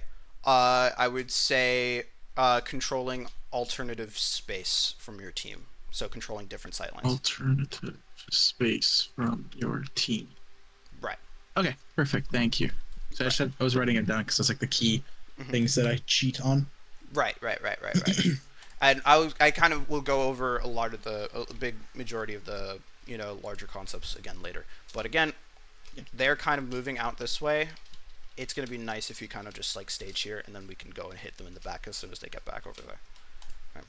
If Yeah. we play that properly. Right. Now your team killed their tracer, but now we can kind of stage over here. This staging is fine. Going over here and poking out Roadhog is kind of fine. This is fine to be here, right? You like this angle, you like this angle, you like the staging position. Distance is pretty good. You know, we have some cover that we can use, right? This feels nice. What happens if they push us? Then I can just back up. And then what happens to them? They give up their space. Right. So then our team can go and do their thing. And retake the space, yeah. Right. So we love this position. We love it. This is great. What are you doing? Right? Now, going on a harder flank for some reason. Right. Now, the going on this hard flank isn't bad because this is another staging position. The problem is that this creates more distance again to get that distance back later. Right? So it means that you forego your ability to control that distance. And the most important part of the reason why this sucks is that you give up space. And I want to show you how bad you give up space right here. Easiest kill of your life. Right? Slides so? right into you. Jetpack at its half. You could just kill that. You can track this straight through the air as it's coming down, and then you have all of your blinks because you still haven't moved yet. It's going to be so fun. It's going to be so fun for you. But you give up the space, so you give up the opportunity, right? So now you're going to hear that happening, go back in and be like, oh, shoot, there's Sojourn here again. But now this is cheating.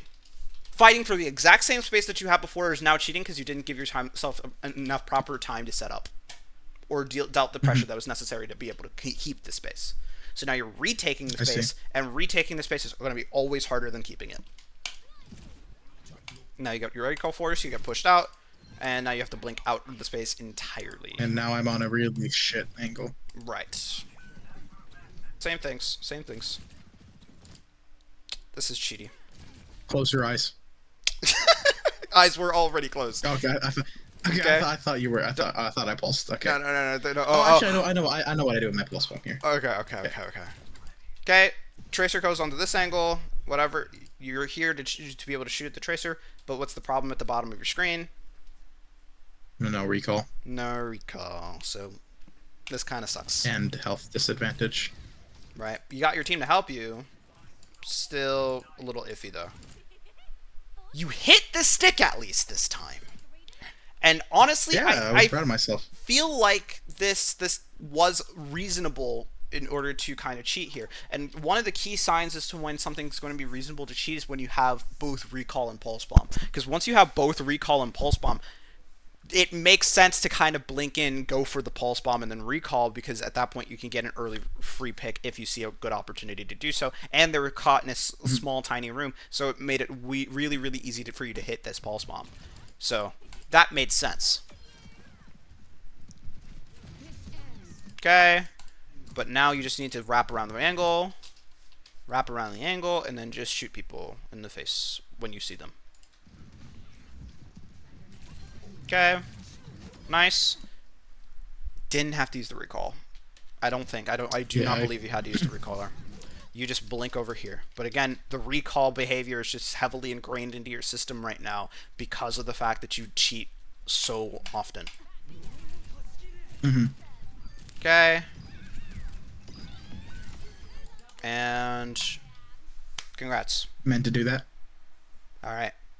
So, we talked about that. We looked at the cheating situation and how you were kind of staging for fights here. And now, do you think that this feels a little bit better, a little bit easier to understand how you're supposed to do this in game? Yes, it absolutely does. Okay, so now what we're going to do... I watched the video, right, of you talking about the enemy tracer, like the champ tracer cheating, right? But it's harder for me to understand, like, from the champ player's perspective, because he's, like, higher ranked than me, like, he knows what he's doing more on tracer than me. So No, I look he at our doesn't. gameplay, No, he and I'm doesn't. like, oh, well... Sorry. You know, like, I look at our gameplay, and I like look at, like, what the enemy team is doing to what I'm doing. And this is the thing I hate about unranked jams, is, like, you'll have, like, a, you know, high-level player, like, playing this character, and they're playing it the right way, but it's like they're just mechanical egoing the enemy team. They don't know what they're doing. I don't have the same mechanics as that player does. I don't, like, you know what I mean? But the thing is the biggest thing about it is the enemy team isn't to the level of which that my lobbies are. So, like, in that champ tracer, VOD review that you did, right? You have a Doomfist and a Tracer fighting for that one room on Lijiang. Mm-hmm. In my games, that room is never contested, and I take it for free almost every single time because for some reason nobody wants to play there. Right. And so I take that angle for free almost every single time. They all just wrap to the point. Like almost every single game, they all just wrap to the point. Right. Right. Right. So the reason, like, yes, I watched the game and I was aware of like the whole like cheating thing, but it was hard for me to apply it to my own gameplay because, well, I'm not that Tracer. We probably don't play the same. We don't do the same things. Well, here's the idea: is that the way that you play a Tracer in every single situation, in every single context, is going to be exactly the same because you're always going to be playing Tracer in a way that best squeezes out the value of her kit. That's the same thing with every single hero. You're always going to be playing the hero in the way that best squeezes out the value of their kit. So the play style is going to be the same. It's going to look different in different contexts, and that's the key idea: is that the way that some people plays Tracer looks different, but the actual process and the mechanics of what's going on and what's happening are going to be exactly the same no matter what. When you see these really high level players doing their thing, it looks like they're cheating because they're just blinking in and getting one clips. But in reality, it's more so the fact that they're setting up and seeing opportunities that you wouldn't, right? Now, that being said, you were saying something about, the champ Tracer being way better than you, and I apologize for throwing Chip under the bus here. The reason I was coaching him there is because he's not really a Tracer player, right? So there was a lot of cheating problems that was happening there, and I think that he would be fine with me kind of making fun of him here because he always is. But he's an awesome dude. But at the same time, a lot of problems there. So we kind of looked at them and we kind of saw them and we kind of identified them. What I want you to kind of take from this is the fact that like there is a picture and then there's a process, right? We have a picture in our minds of what Tracer is supposed to look like, of what pro players play Tracer, of how you play Tracer in certain situations. Yeah. Then there's a process underneath that picture that is actually how you all the mechanics work, right? The picture's really easy to memorize and it's really easy to recall in different situations. The process is what's going to make sure that in every single situation, every single context, you're doing the right thing. So I like to teach the process, right? And I want people to see the process. Sometimes it's a little bit difficult, but hopefully this kind of gives you a better understanding of the process, right? Yes. Okay. So you played Tracer on one point here. We are going to ignore this and skip past this point, right? Because you played this actually pretty well, and you didn't cheat for a lot of this here. But there were still certain situations where you did cheat, occasionally. And was that the same Tracer from last game? I think that might have been. I don't know. Okay. I don't think so. I don't know. We can go back and check. Attention. We can go back and check. But now I'm going to look at your Symmetra because I'm going to attempt to coach Symmetra here. Okay. I need to clarify one thing to you. I am about 95% sure this is either the third or the fourth game of Symm I have ever played in my life. Okay. Good. And I'm going to be 100. I'm going to guarantee you, like 100%, that this is probably the second game I have ever coached on Symmetra ever. So, all right. So we're in the same. We're in the same boat. Same boat here. All right.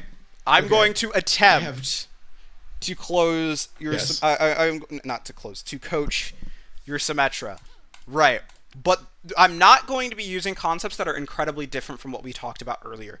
It's just that I want to kind of stress the fact that Symmetra is a hard hero, right? A lot of people say that she's easy. She is really not. She's one of the hardest heroes to play in this game, right? She's also arguably, actually, I don't even know if it's arguable. She's also the best DPS in the game, right? Oh yeah, I can get behind 100%. The most powerful DPS in the game.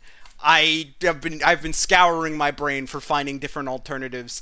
It's not really coming up close, right?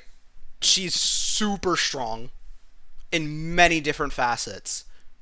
The idea, though, and the reason why she's hard is that in order to the value isn't immediate, it's not instant. You have to squeeze it out by being very strategic, which means that we need to expand your macro understanding to not only just that of yourself, but as to that of the entire team's strategic context, right? Yep. Okay. The thinker hero. Right. So, biggest thing that we're going to be looking at is teleporter and how we think about teleporter and how we try to analyze that, because you don't understand that like at all, and I can see that you don't understand Nope. that in a lot of context. But we're not going to be trying to bully your Symmetra here, because I know that you're not really the you're no Yubi, right? So we're not going to be Mhm. trying to bully you here, but we're going to be trying to I don't think learn I've ever how even seen a to. Sim VOD in my life. That's yeah. Right. We're Like going to be learning. I genuinely, I think the only thing about Sim I've ever even like seen in my entire life was that one game of, I think it was Falcons versus TM on Kings Row, where they just all TP'd high ground. That's like, I think the only thing I've ever seen behind Sim. I Okay. have zero idea what I'm doing. I just Okay. picked it because enemy team is on Diva and I'm bored of Okay. Diva. Okay. So, right, let's look at the big ideas here when it comes to understanding Symmetra and playing Symmetra, right? If we kind of look at the big stuff, okay, Okay.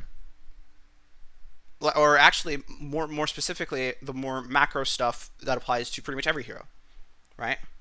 So, where do we want to stage as our hero? I honestly, I feel like, because this is just like general flexi base, I feel like I should be where the tracer is going to right now on, I think it's called cage or whatever on the left side. Okay. Throw up some turrets there and then just kind of contest that angle. Okay. We're gonna kind of go past that for now, because that's a little bit more of the strategy is actually a little bit more open than that, a little bit more flexible than that. But if we're talking about the types of space that Symmetra wants to control, is how different is that from Tracer? I think it's relatively the same. Like, you want to be in very closed and tight spaces. Right, very very close tight spaces, right, close range off angles, holding on space, right. Now, what changes? What is the difference you feel between Symmetra and Tracer? What's the big difference? My close range threat. I honestly, okay, yeah, there's that a little bit, right? You have to build up and charge up the beam, right? Mhm. Uh, but I think there's a much bigger thing about what Tracer can do and is allowed to do that Symmetra doesn't have the same level of flexibility with. What do you think? Um, I don't think you like, you can't really cheat on Sim. I Oh, don't think you could like Tracer definitely has the. cheat. You could definitely cheat, Oh, okay. but it's not Yeah, necessarily I'm about the clueless. cheating. It's not necessarily about the cheating, but it's more about let's about how does Tracer's abilities work differently than Symmetra's? Tracer has more mobility in a, or less, I guess, like less mobility, but in a more, like, you get, she gets her mobility back faster, while Mm-hmm. Sim has this big burst of mobility, Right. but it's on a cooldown. Right. So essentially, the big difference here, the big idea is that with Tracer, if I kind of set up and stage in a position, I can readjust my positioning very rapidly, very quickly, very easily. With Symmetra, I only really get one shot, right? So my if we like to talk about this kind of game in the concept of reach. I kind of explained the concept of reach and reach theory on this channel before.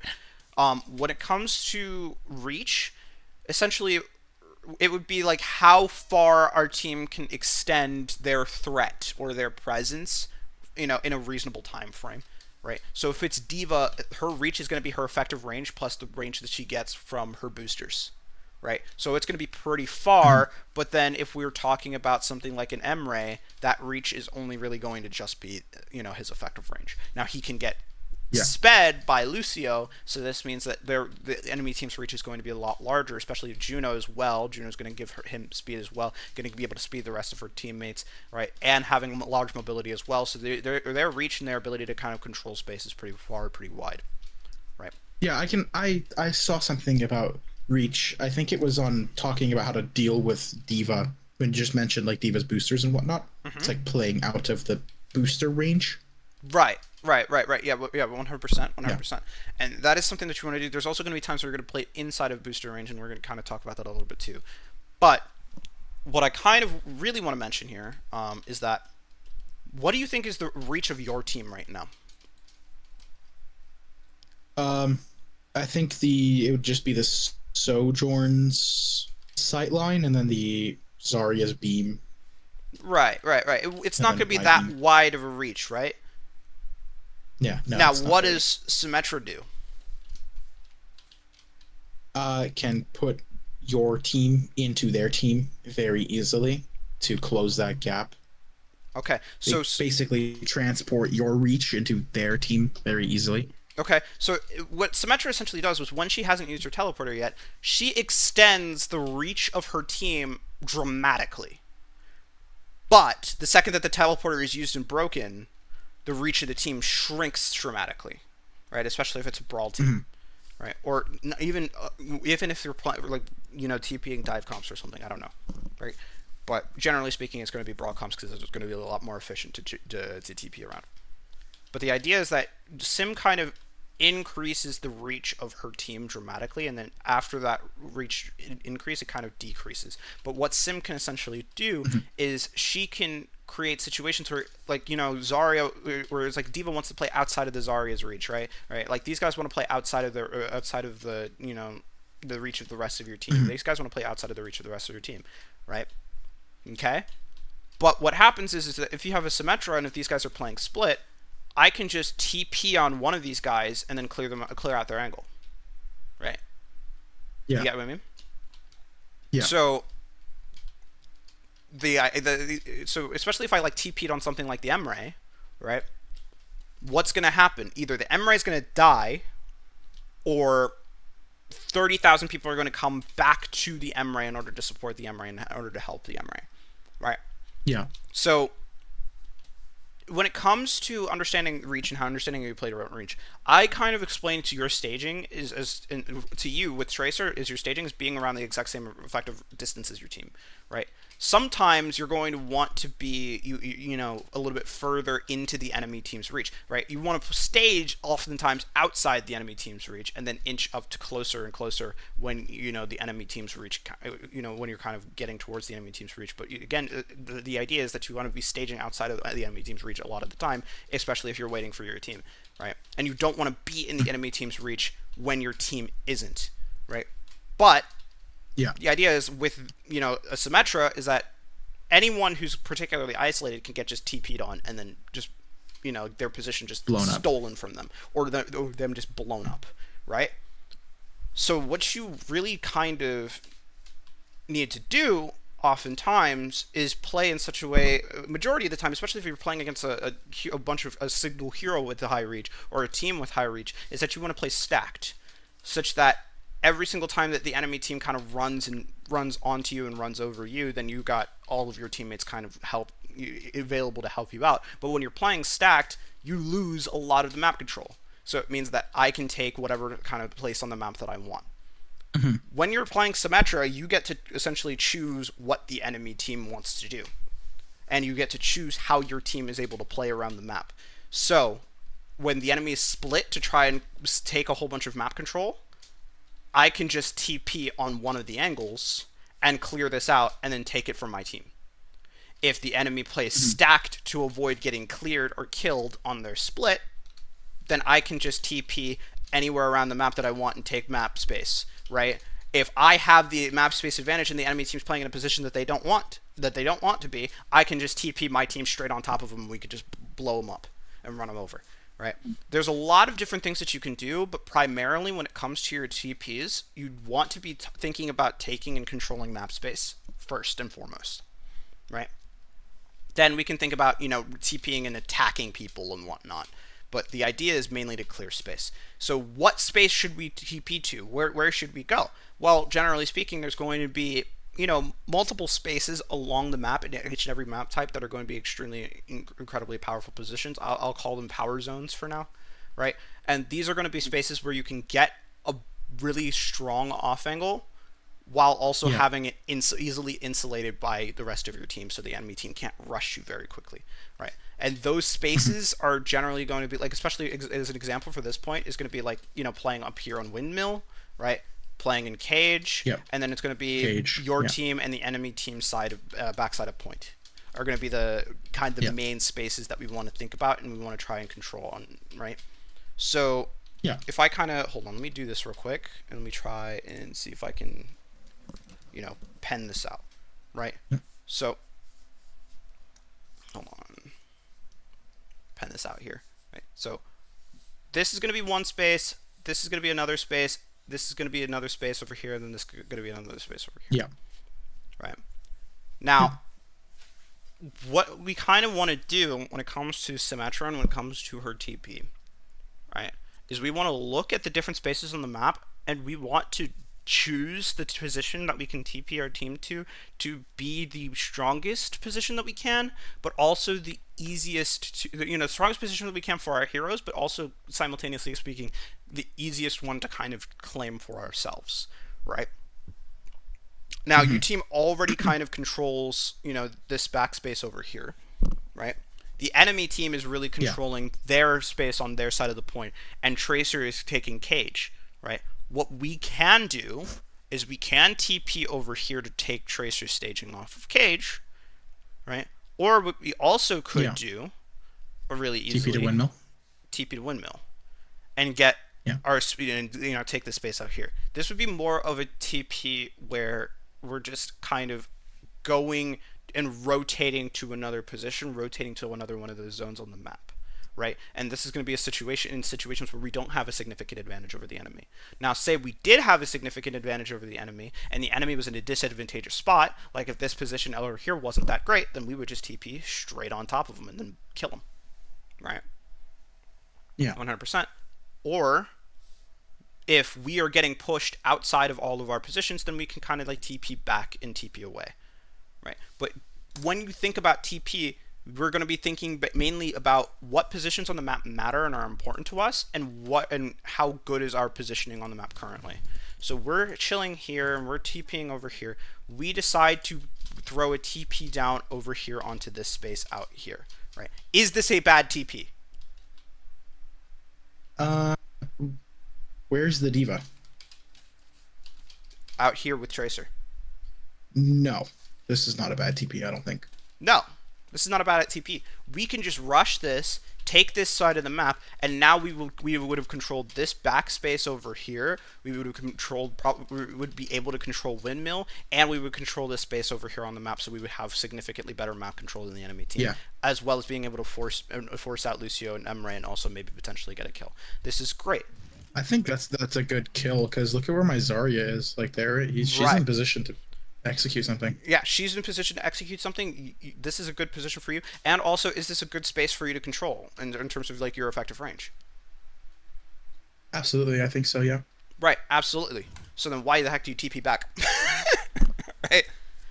Oh, yeah. I don't know. I see Sims just like bouncing between TP, so I just kind of do it too because I think it's like I don't know. Maybe yeah.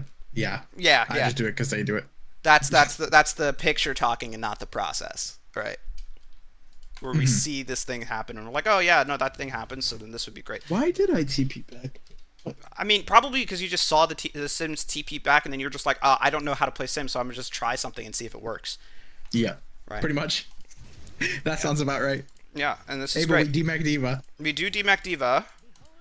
We TP over here to this side of the map because this side is free. But if we really think about it, are we at an advantageous state right now? I mean, a little bit, kind of. We DMAC'd Diva. Now, we did trade, we did end up trading Sojourn for it.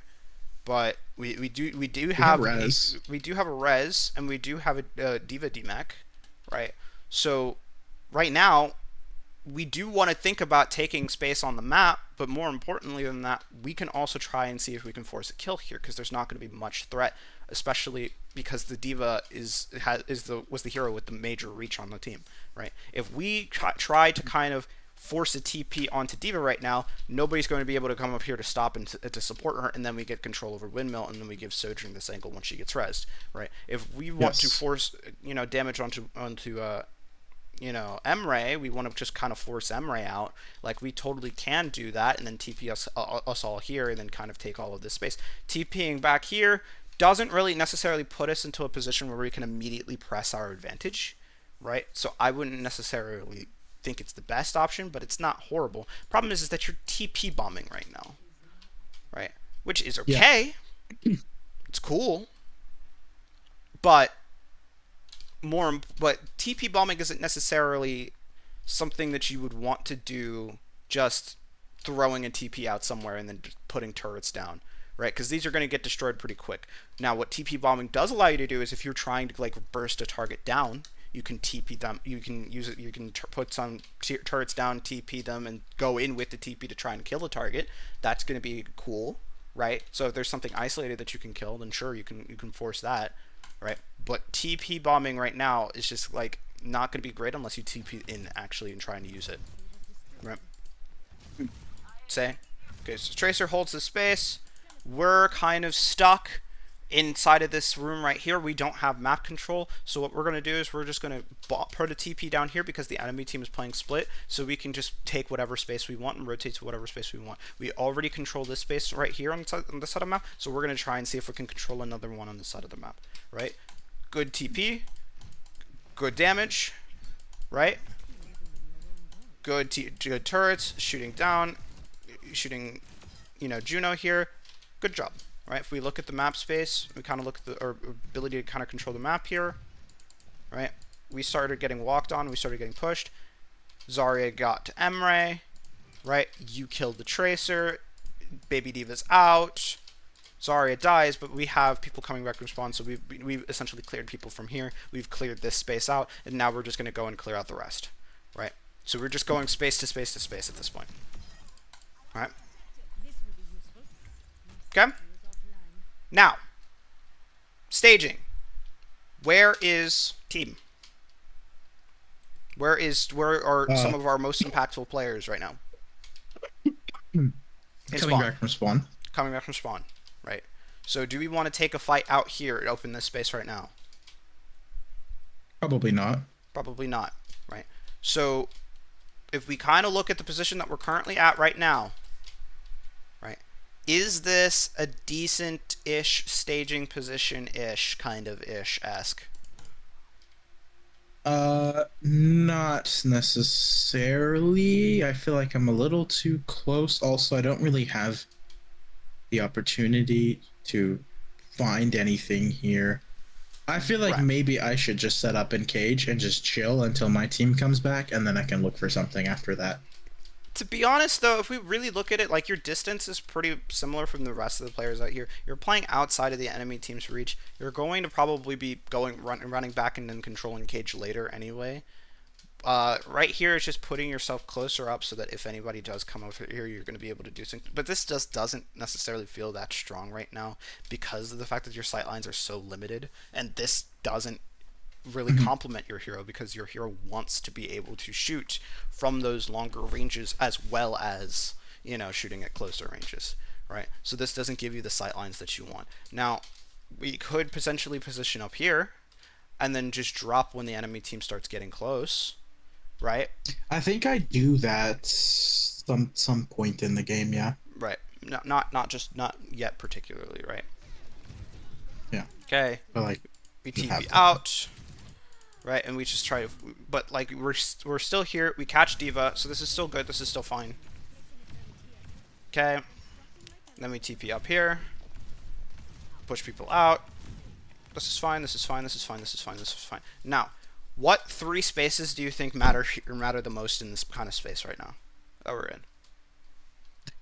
The high ground that we're holding currently. High ground. Yeah, that's one. I think where the Sojourn is decent. Right. So this area going on to point, connecting to point, yes, definitely. And then there's one final one. I think the far right side. Maybe. No, not really as much. I would just more say bridge. Bridge. Okay. Yeah. Right. So those are going to be the kind of important things. Are we set up right now to kind of control multiple sides of the map? Yeah, we've got control over this bottom side here. We've got control over high ground over here. And we've got a little bit of control over, we're going to be extending our control into bridge. But they're going to probably be taking bridge. But that's okay because we can just control our spaces. We can hold our spaces and then we can do what we want. But we kind of drop off here. Right. I dropped because I heard Tracer on the left. Yeah.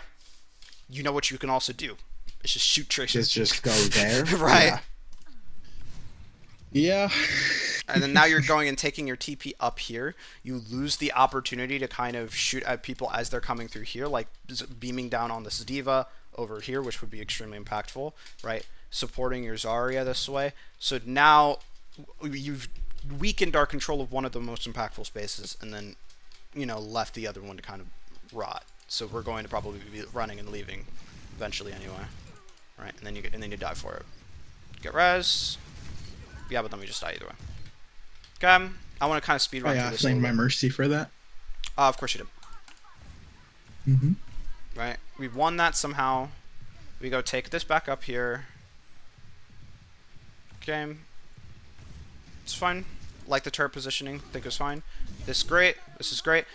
We pop Kitsune. They respond with the beat. We respond with the Symm wall. I popped Symm wall for the Emery ult. I popped Symm wall for the Emery ult. Oh, for the Emery ult? Did the Emery pop it? Oh yeah, he did pop it. Yeah, no, good Symm wall. Really, really, really good Symm wall. Either way, even if it wasn't, even if he didn't pop the ult, I would still say it's a really good Symm wall. It still allows us to extend our control into the space really well. But this is a really, really good wall. Okay. Is this where you should be? Is this the comfortable spot for your hero? No. No. Right. Now, should we probably be backing up a little bit to kind of fight more so over point space? Yes. Do we need to TP? No. We can just drop and then walk into cage. Right? Yeah. Then once we walk into cage, we drop and walk into cage, we find things, shoot things over here. If we find something isolated, then we can TP bomb onto that and whatnot. But we just control space, right? TP maybe to your Zarya, or have your Zarya TP back out if necessary, if she gets like walked on.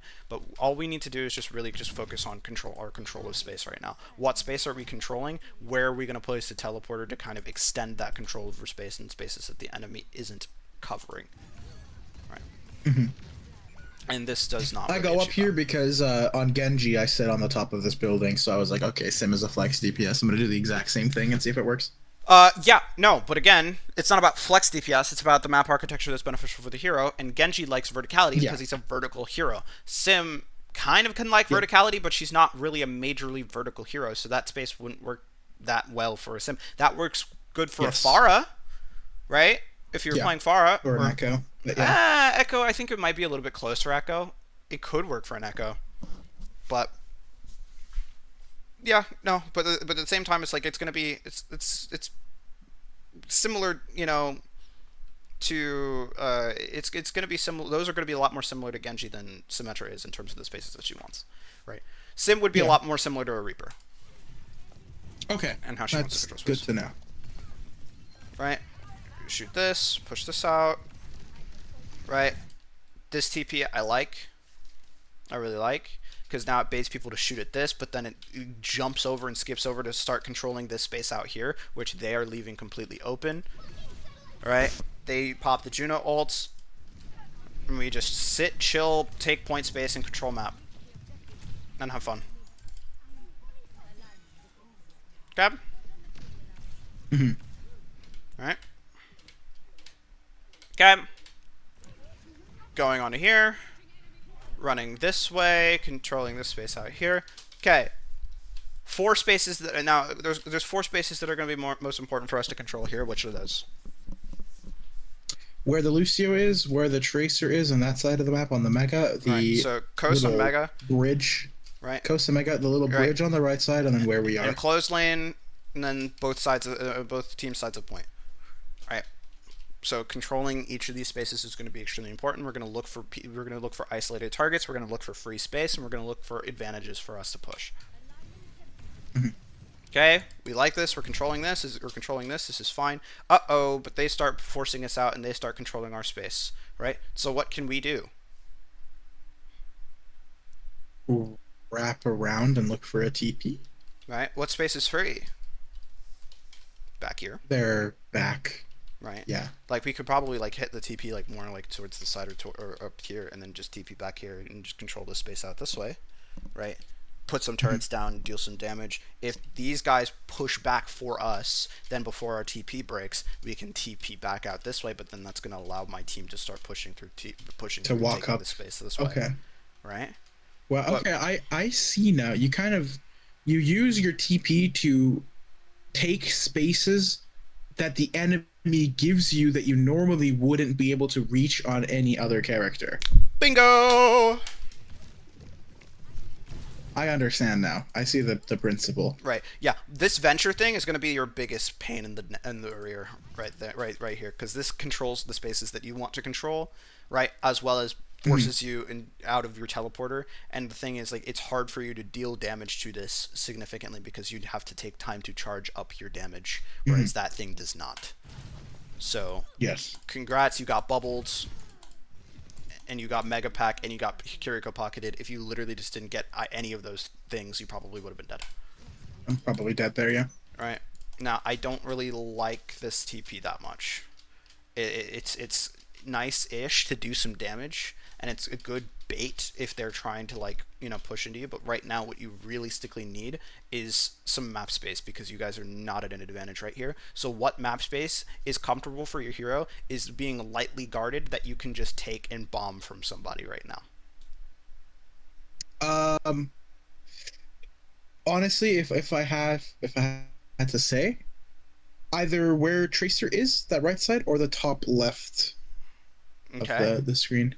Right. Top left is going to be more of the same space that you're controlling. It doesn't really give you that different off angle that Or much. maybe going into where I was previously with the on the It's bridge, the gonna left be side. a similar thing. I mean, you could try and force resources back this way, but again, this then starts to get a little bit far from the fight, right? Yeah, I think that reasonably speaking, just this tracer is good, and where the tracer is good.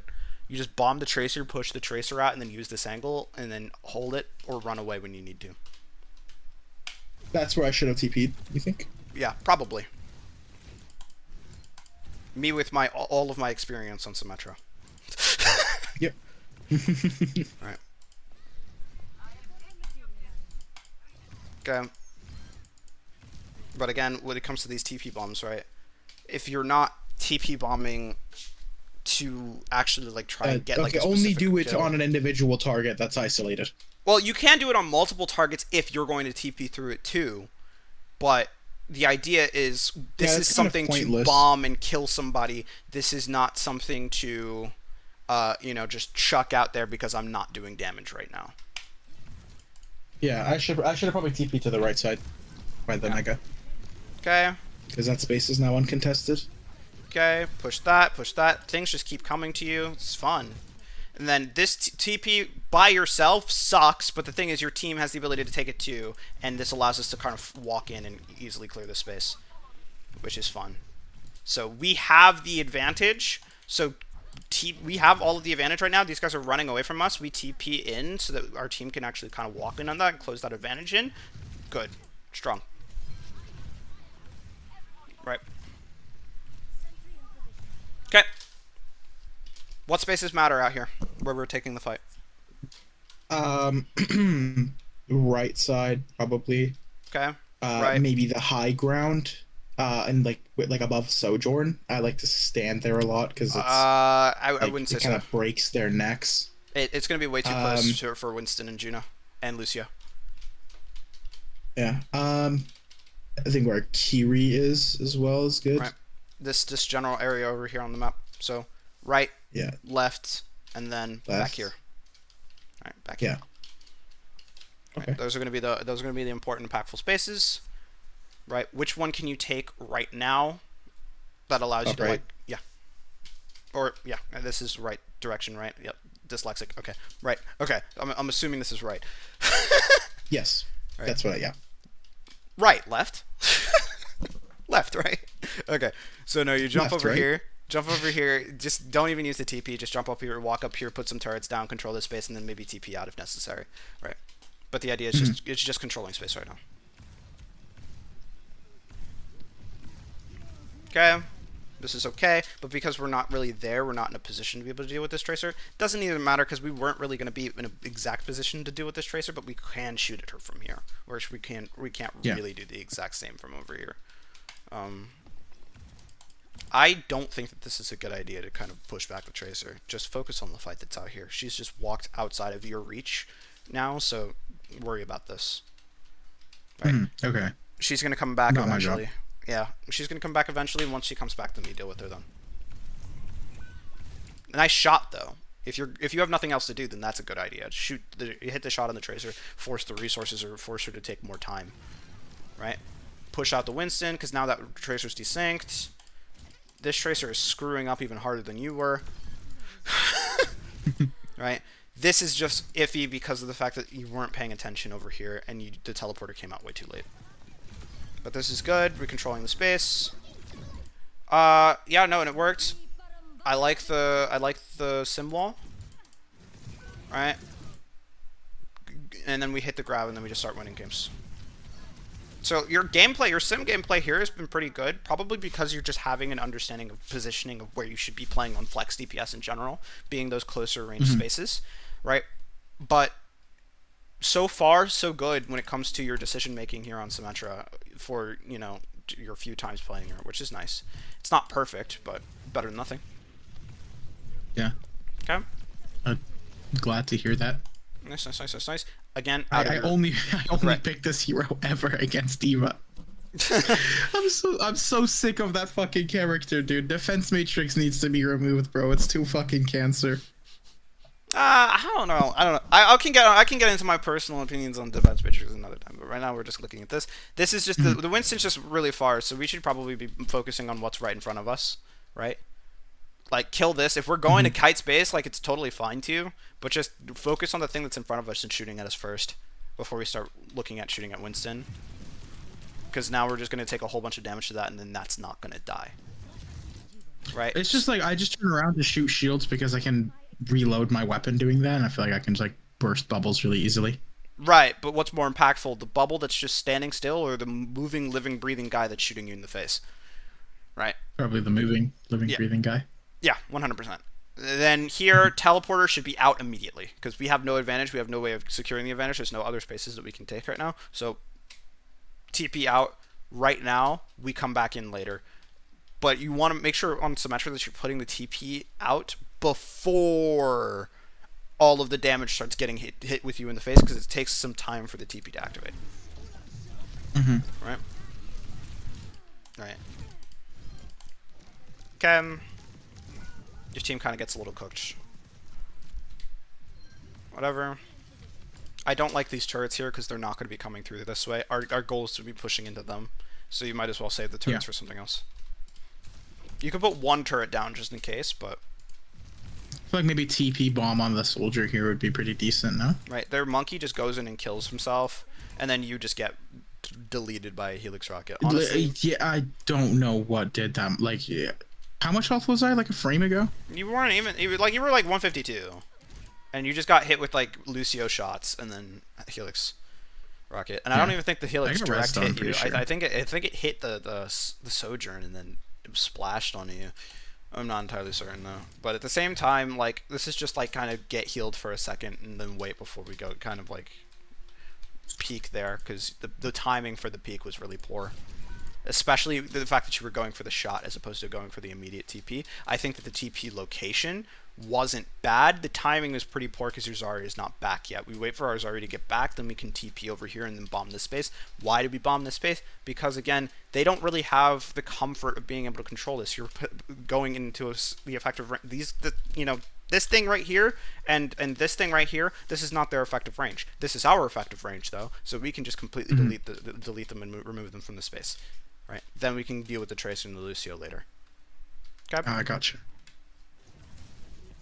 Okay, but now they're just going and taking a whole bunch of map space all around us and trying to, like, surround us and do whatever the heck they want. So now, again, this is going to be another one of those situations where we just go, okay, things look hairy, things look dicey. I need to rotate to a better position, right? So I'm just going to go somewhere, right? Anywhere. It could be like over here. I think I helped my Soj kill the soldier here. Right.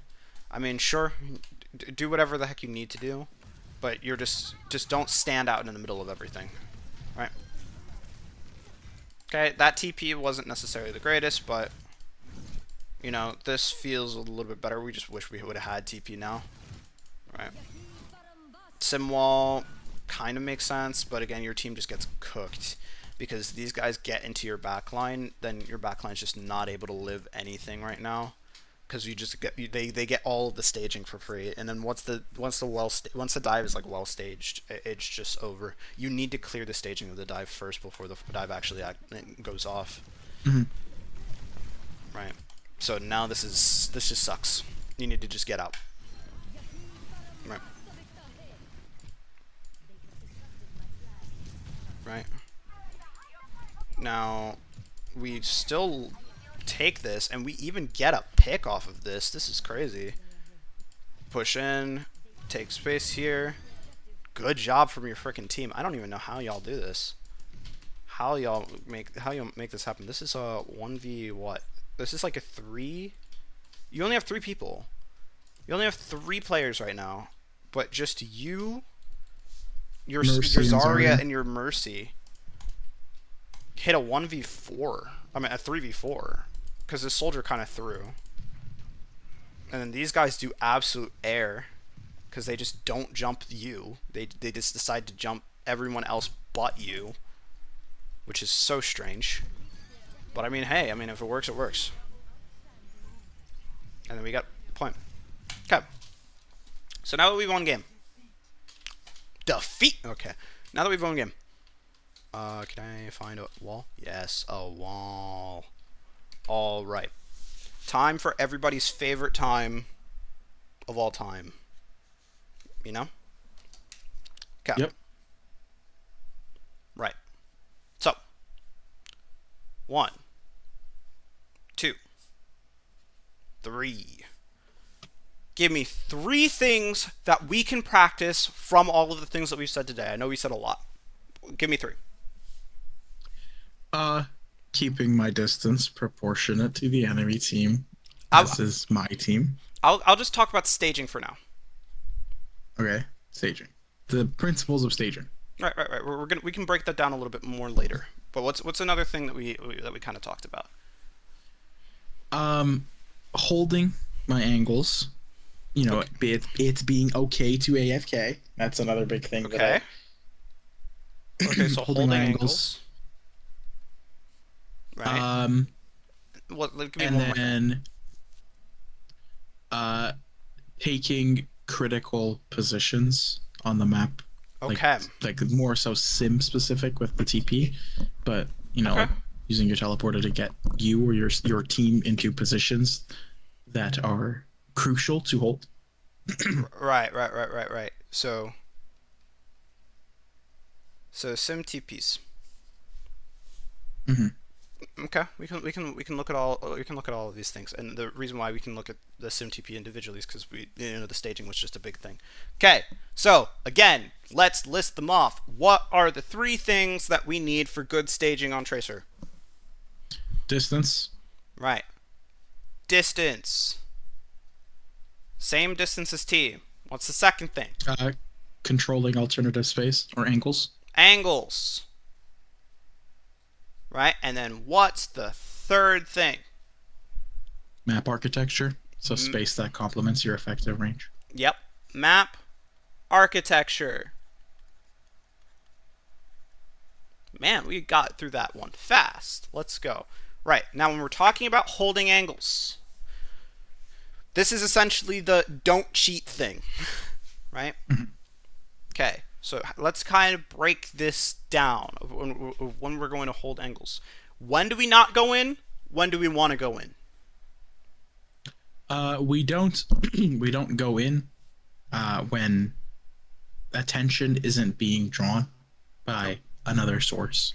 Okay. Or cooldowns haven't been used or things like that. Okay, so or when we're playing on a position that is a very strong position that we don't want to easily give up. Okay. So for first and foremost, wait for team pressure. Mm-hmm. Right? So we're waiting for team pressure before we kind of go in. Right? We're holding on to the angles that we have, so we're holding on to our advantages.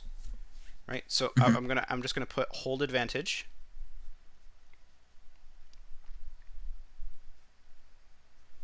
Right? And then we're going to add on to the additional thing and just saying like knowing when to AFK, knowing when to AFK, right? Yes. Yeah. Know when to AFK, right? Okay. Mhm. So now if we're talking about SymTPs, let's talk about the different types of SymTPs. What's the goal of SymTP? To take crucial space on the map. Take crucial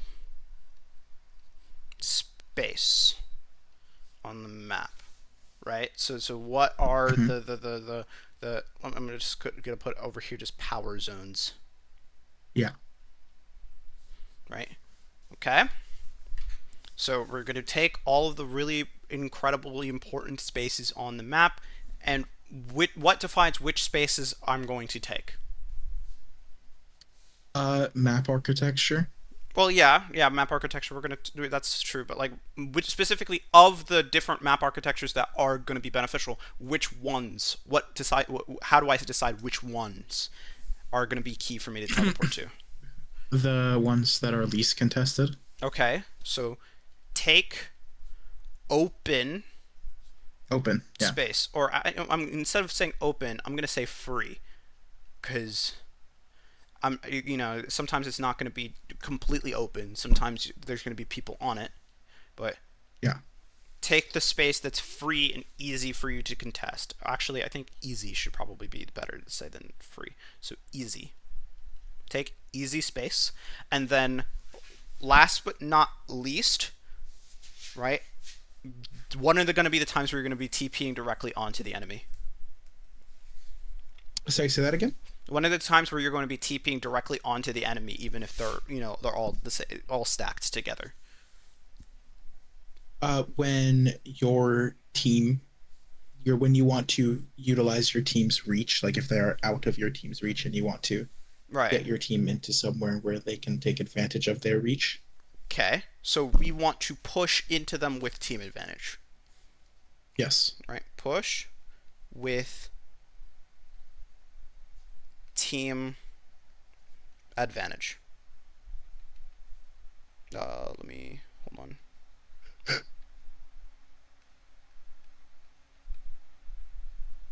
That's the worst advantage I think I've ever written. Hold up.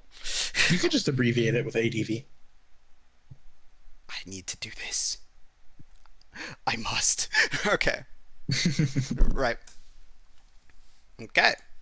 This is looking good. Now, do you have all of this stuff written down or screenshotted? I can write this down. Just give me like 2 seconds. Okay. Okay.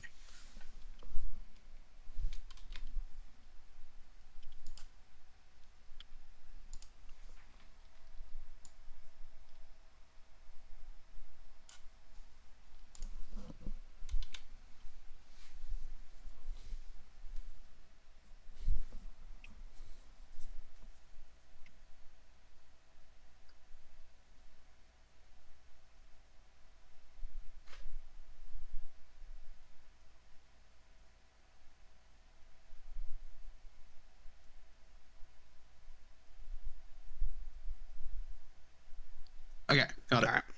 Okay. I also taken a screenshot and I'm going to send it to you for redundancy's sake. All right. Okay. Okay. So, let's speed run through this thing. Right? Because I got another session coming up soon and I need to eat food. Yes. All right. Yes. Yeah, you spent a whole lot of time with me, so I appreciate that. Yeah. Okay. So, practice. We're going to want to have some games where we practice these things, and what the most important key idea that we want to understand is that we want to practice these things one at a time, right? One at a time. And I'm not talking Okay. about practicing staging or holding angles. I'm talking about practicing my distance this game, right? Where's my map architecture this game? Taking off angles this game, right? If I'm practicing my, when it comes to holding angles, I'm going to practice, I'm going to wait for team pressure this game. I'm going to practice only going in when my team has pressure to be able to take off of me, take attention away from me and whatnot, right? Okay. things of that nature. Practicing all of those things, understanding the distance, understanding angles, understanding pushing in with team advantage, with taking a crucial space with sim TPs, and things of that nature. We're going to be practicing all of those things individually, one at a time, for the entirety of the game, right? Now, it's hard to do focus, kind of focus completely for the entirety of the game. So what we're going to do is, if that's going to happen, is just make it so that the first 3 fights are perfect, right? If not, then we can kind of just keep practicing for the rest of the game. All right. So you But think that I should approach like distance angles and map architecture? I should approach each one individually rather than right, looking at it as a whole as like, okay, I'm going to right. try and stage in the perfect position using these three principles. Exactly. I want this. I want now. You're probably going to do all three, a combination of all three, in practice. But I want focus to be only on one, and the idea Okay. is that we want the focus to be as targeted and focused as and focused.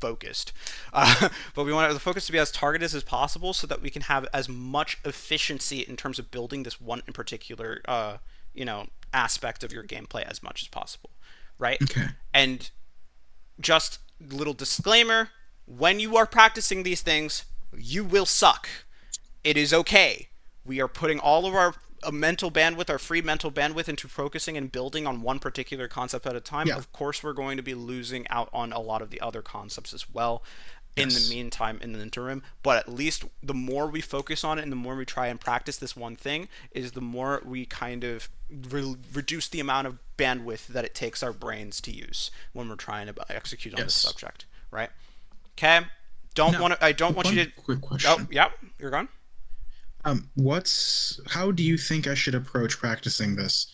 Should I hop on an alt account in a similar rank? Should I hop on an alt account in any rank? Should I do this on my main account? How should I go about practicing this?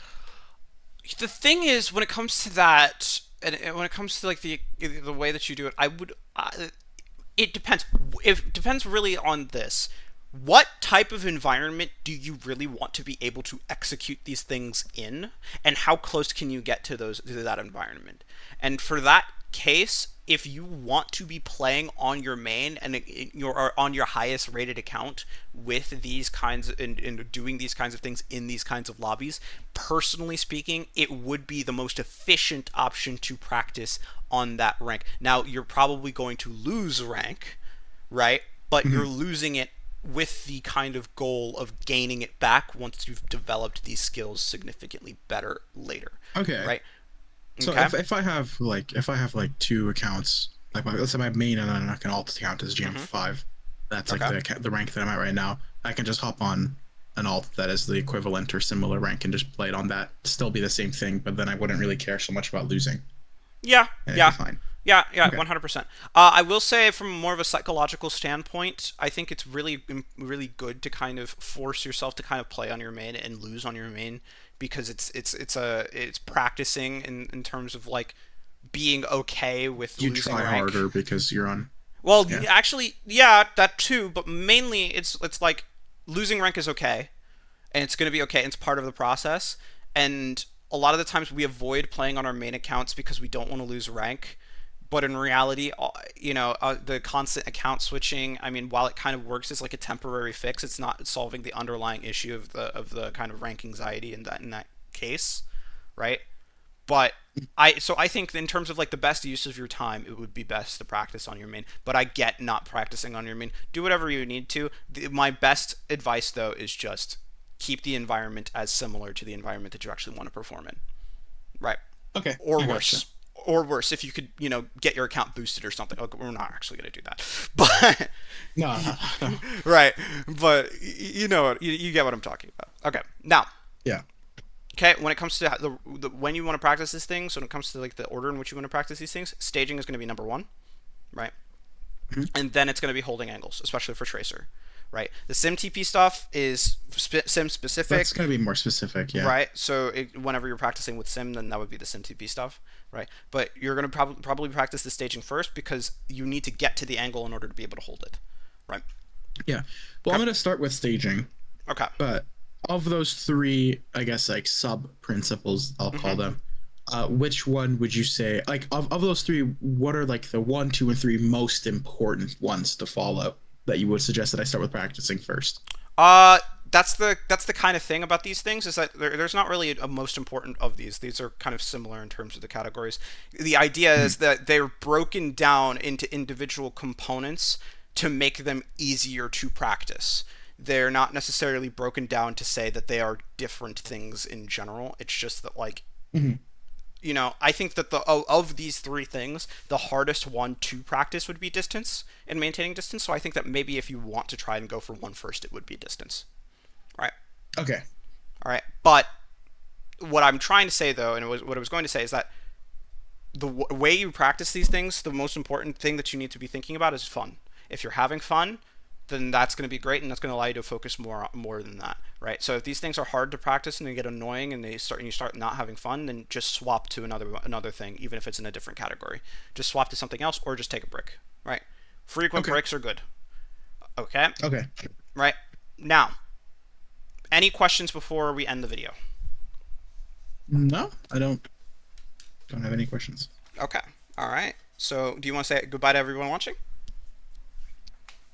Thank you guys for watching. Don't make the same mistakes that I made. All I right. hope you can learn from me.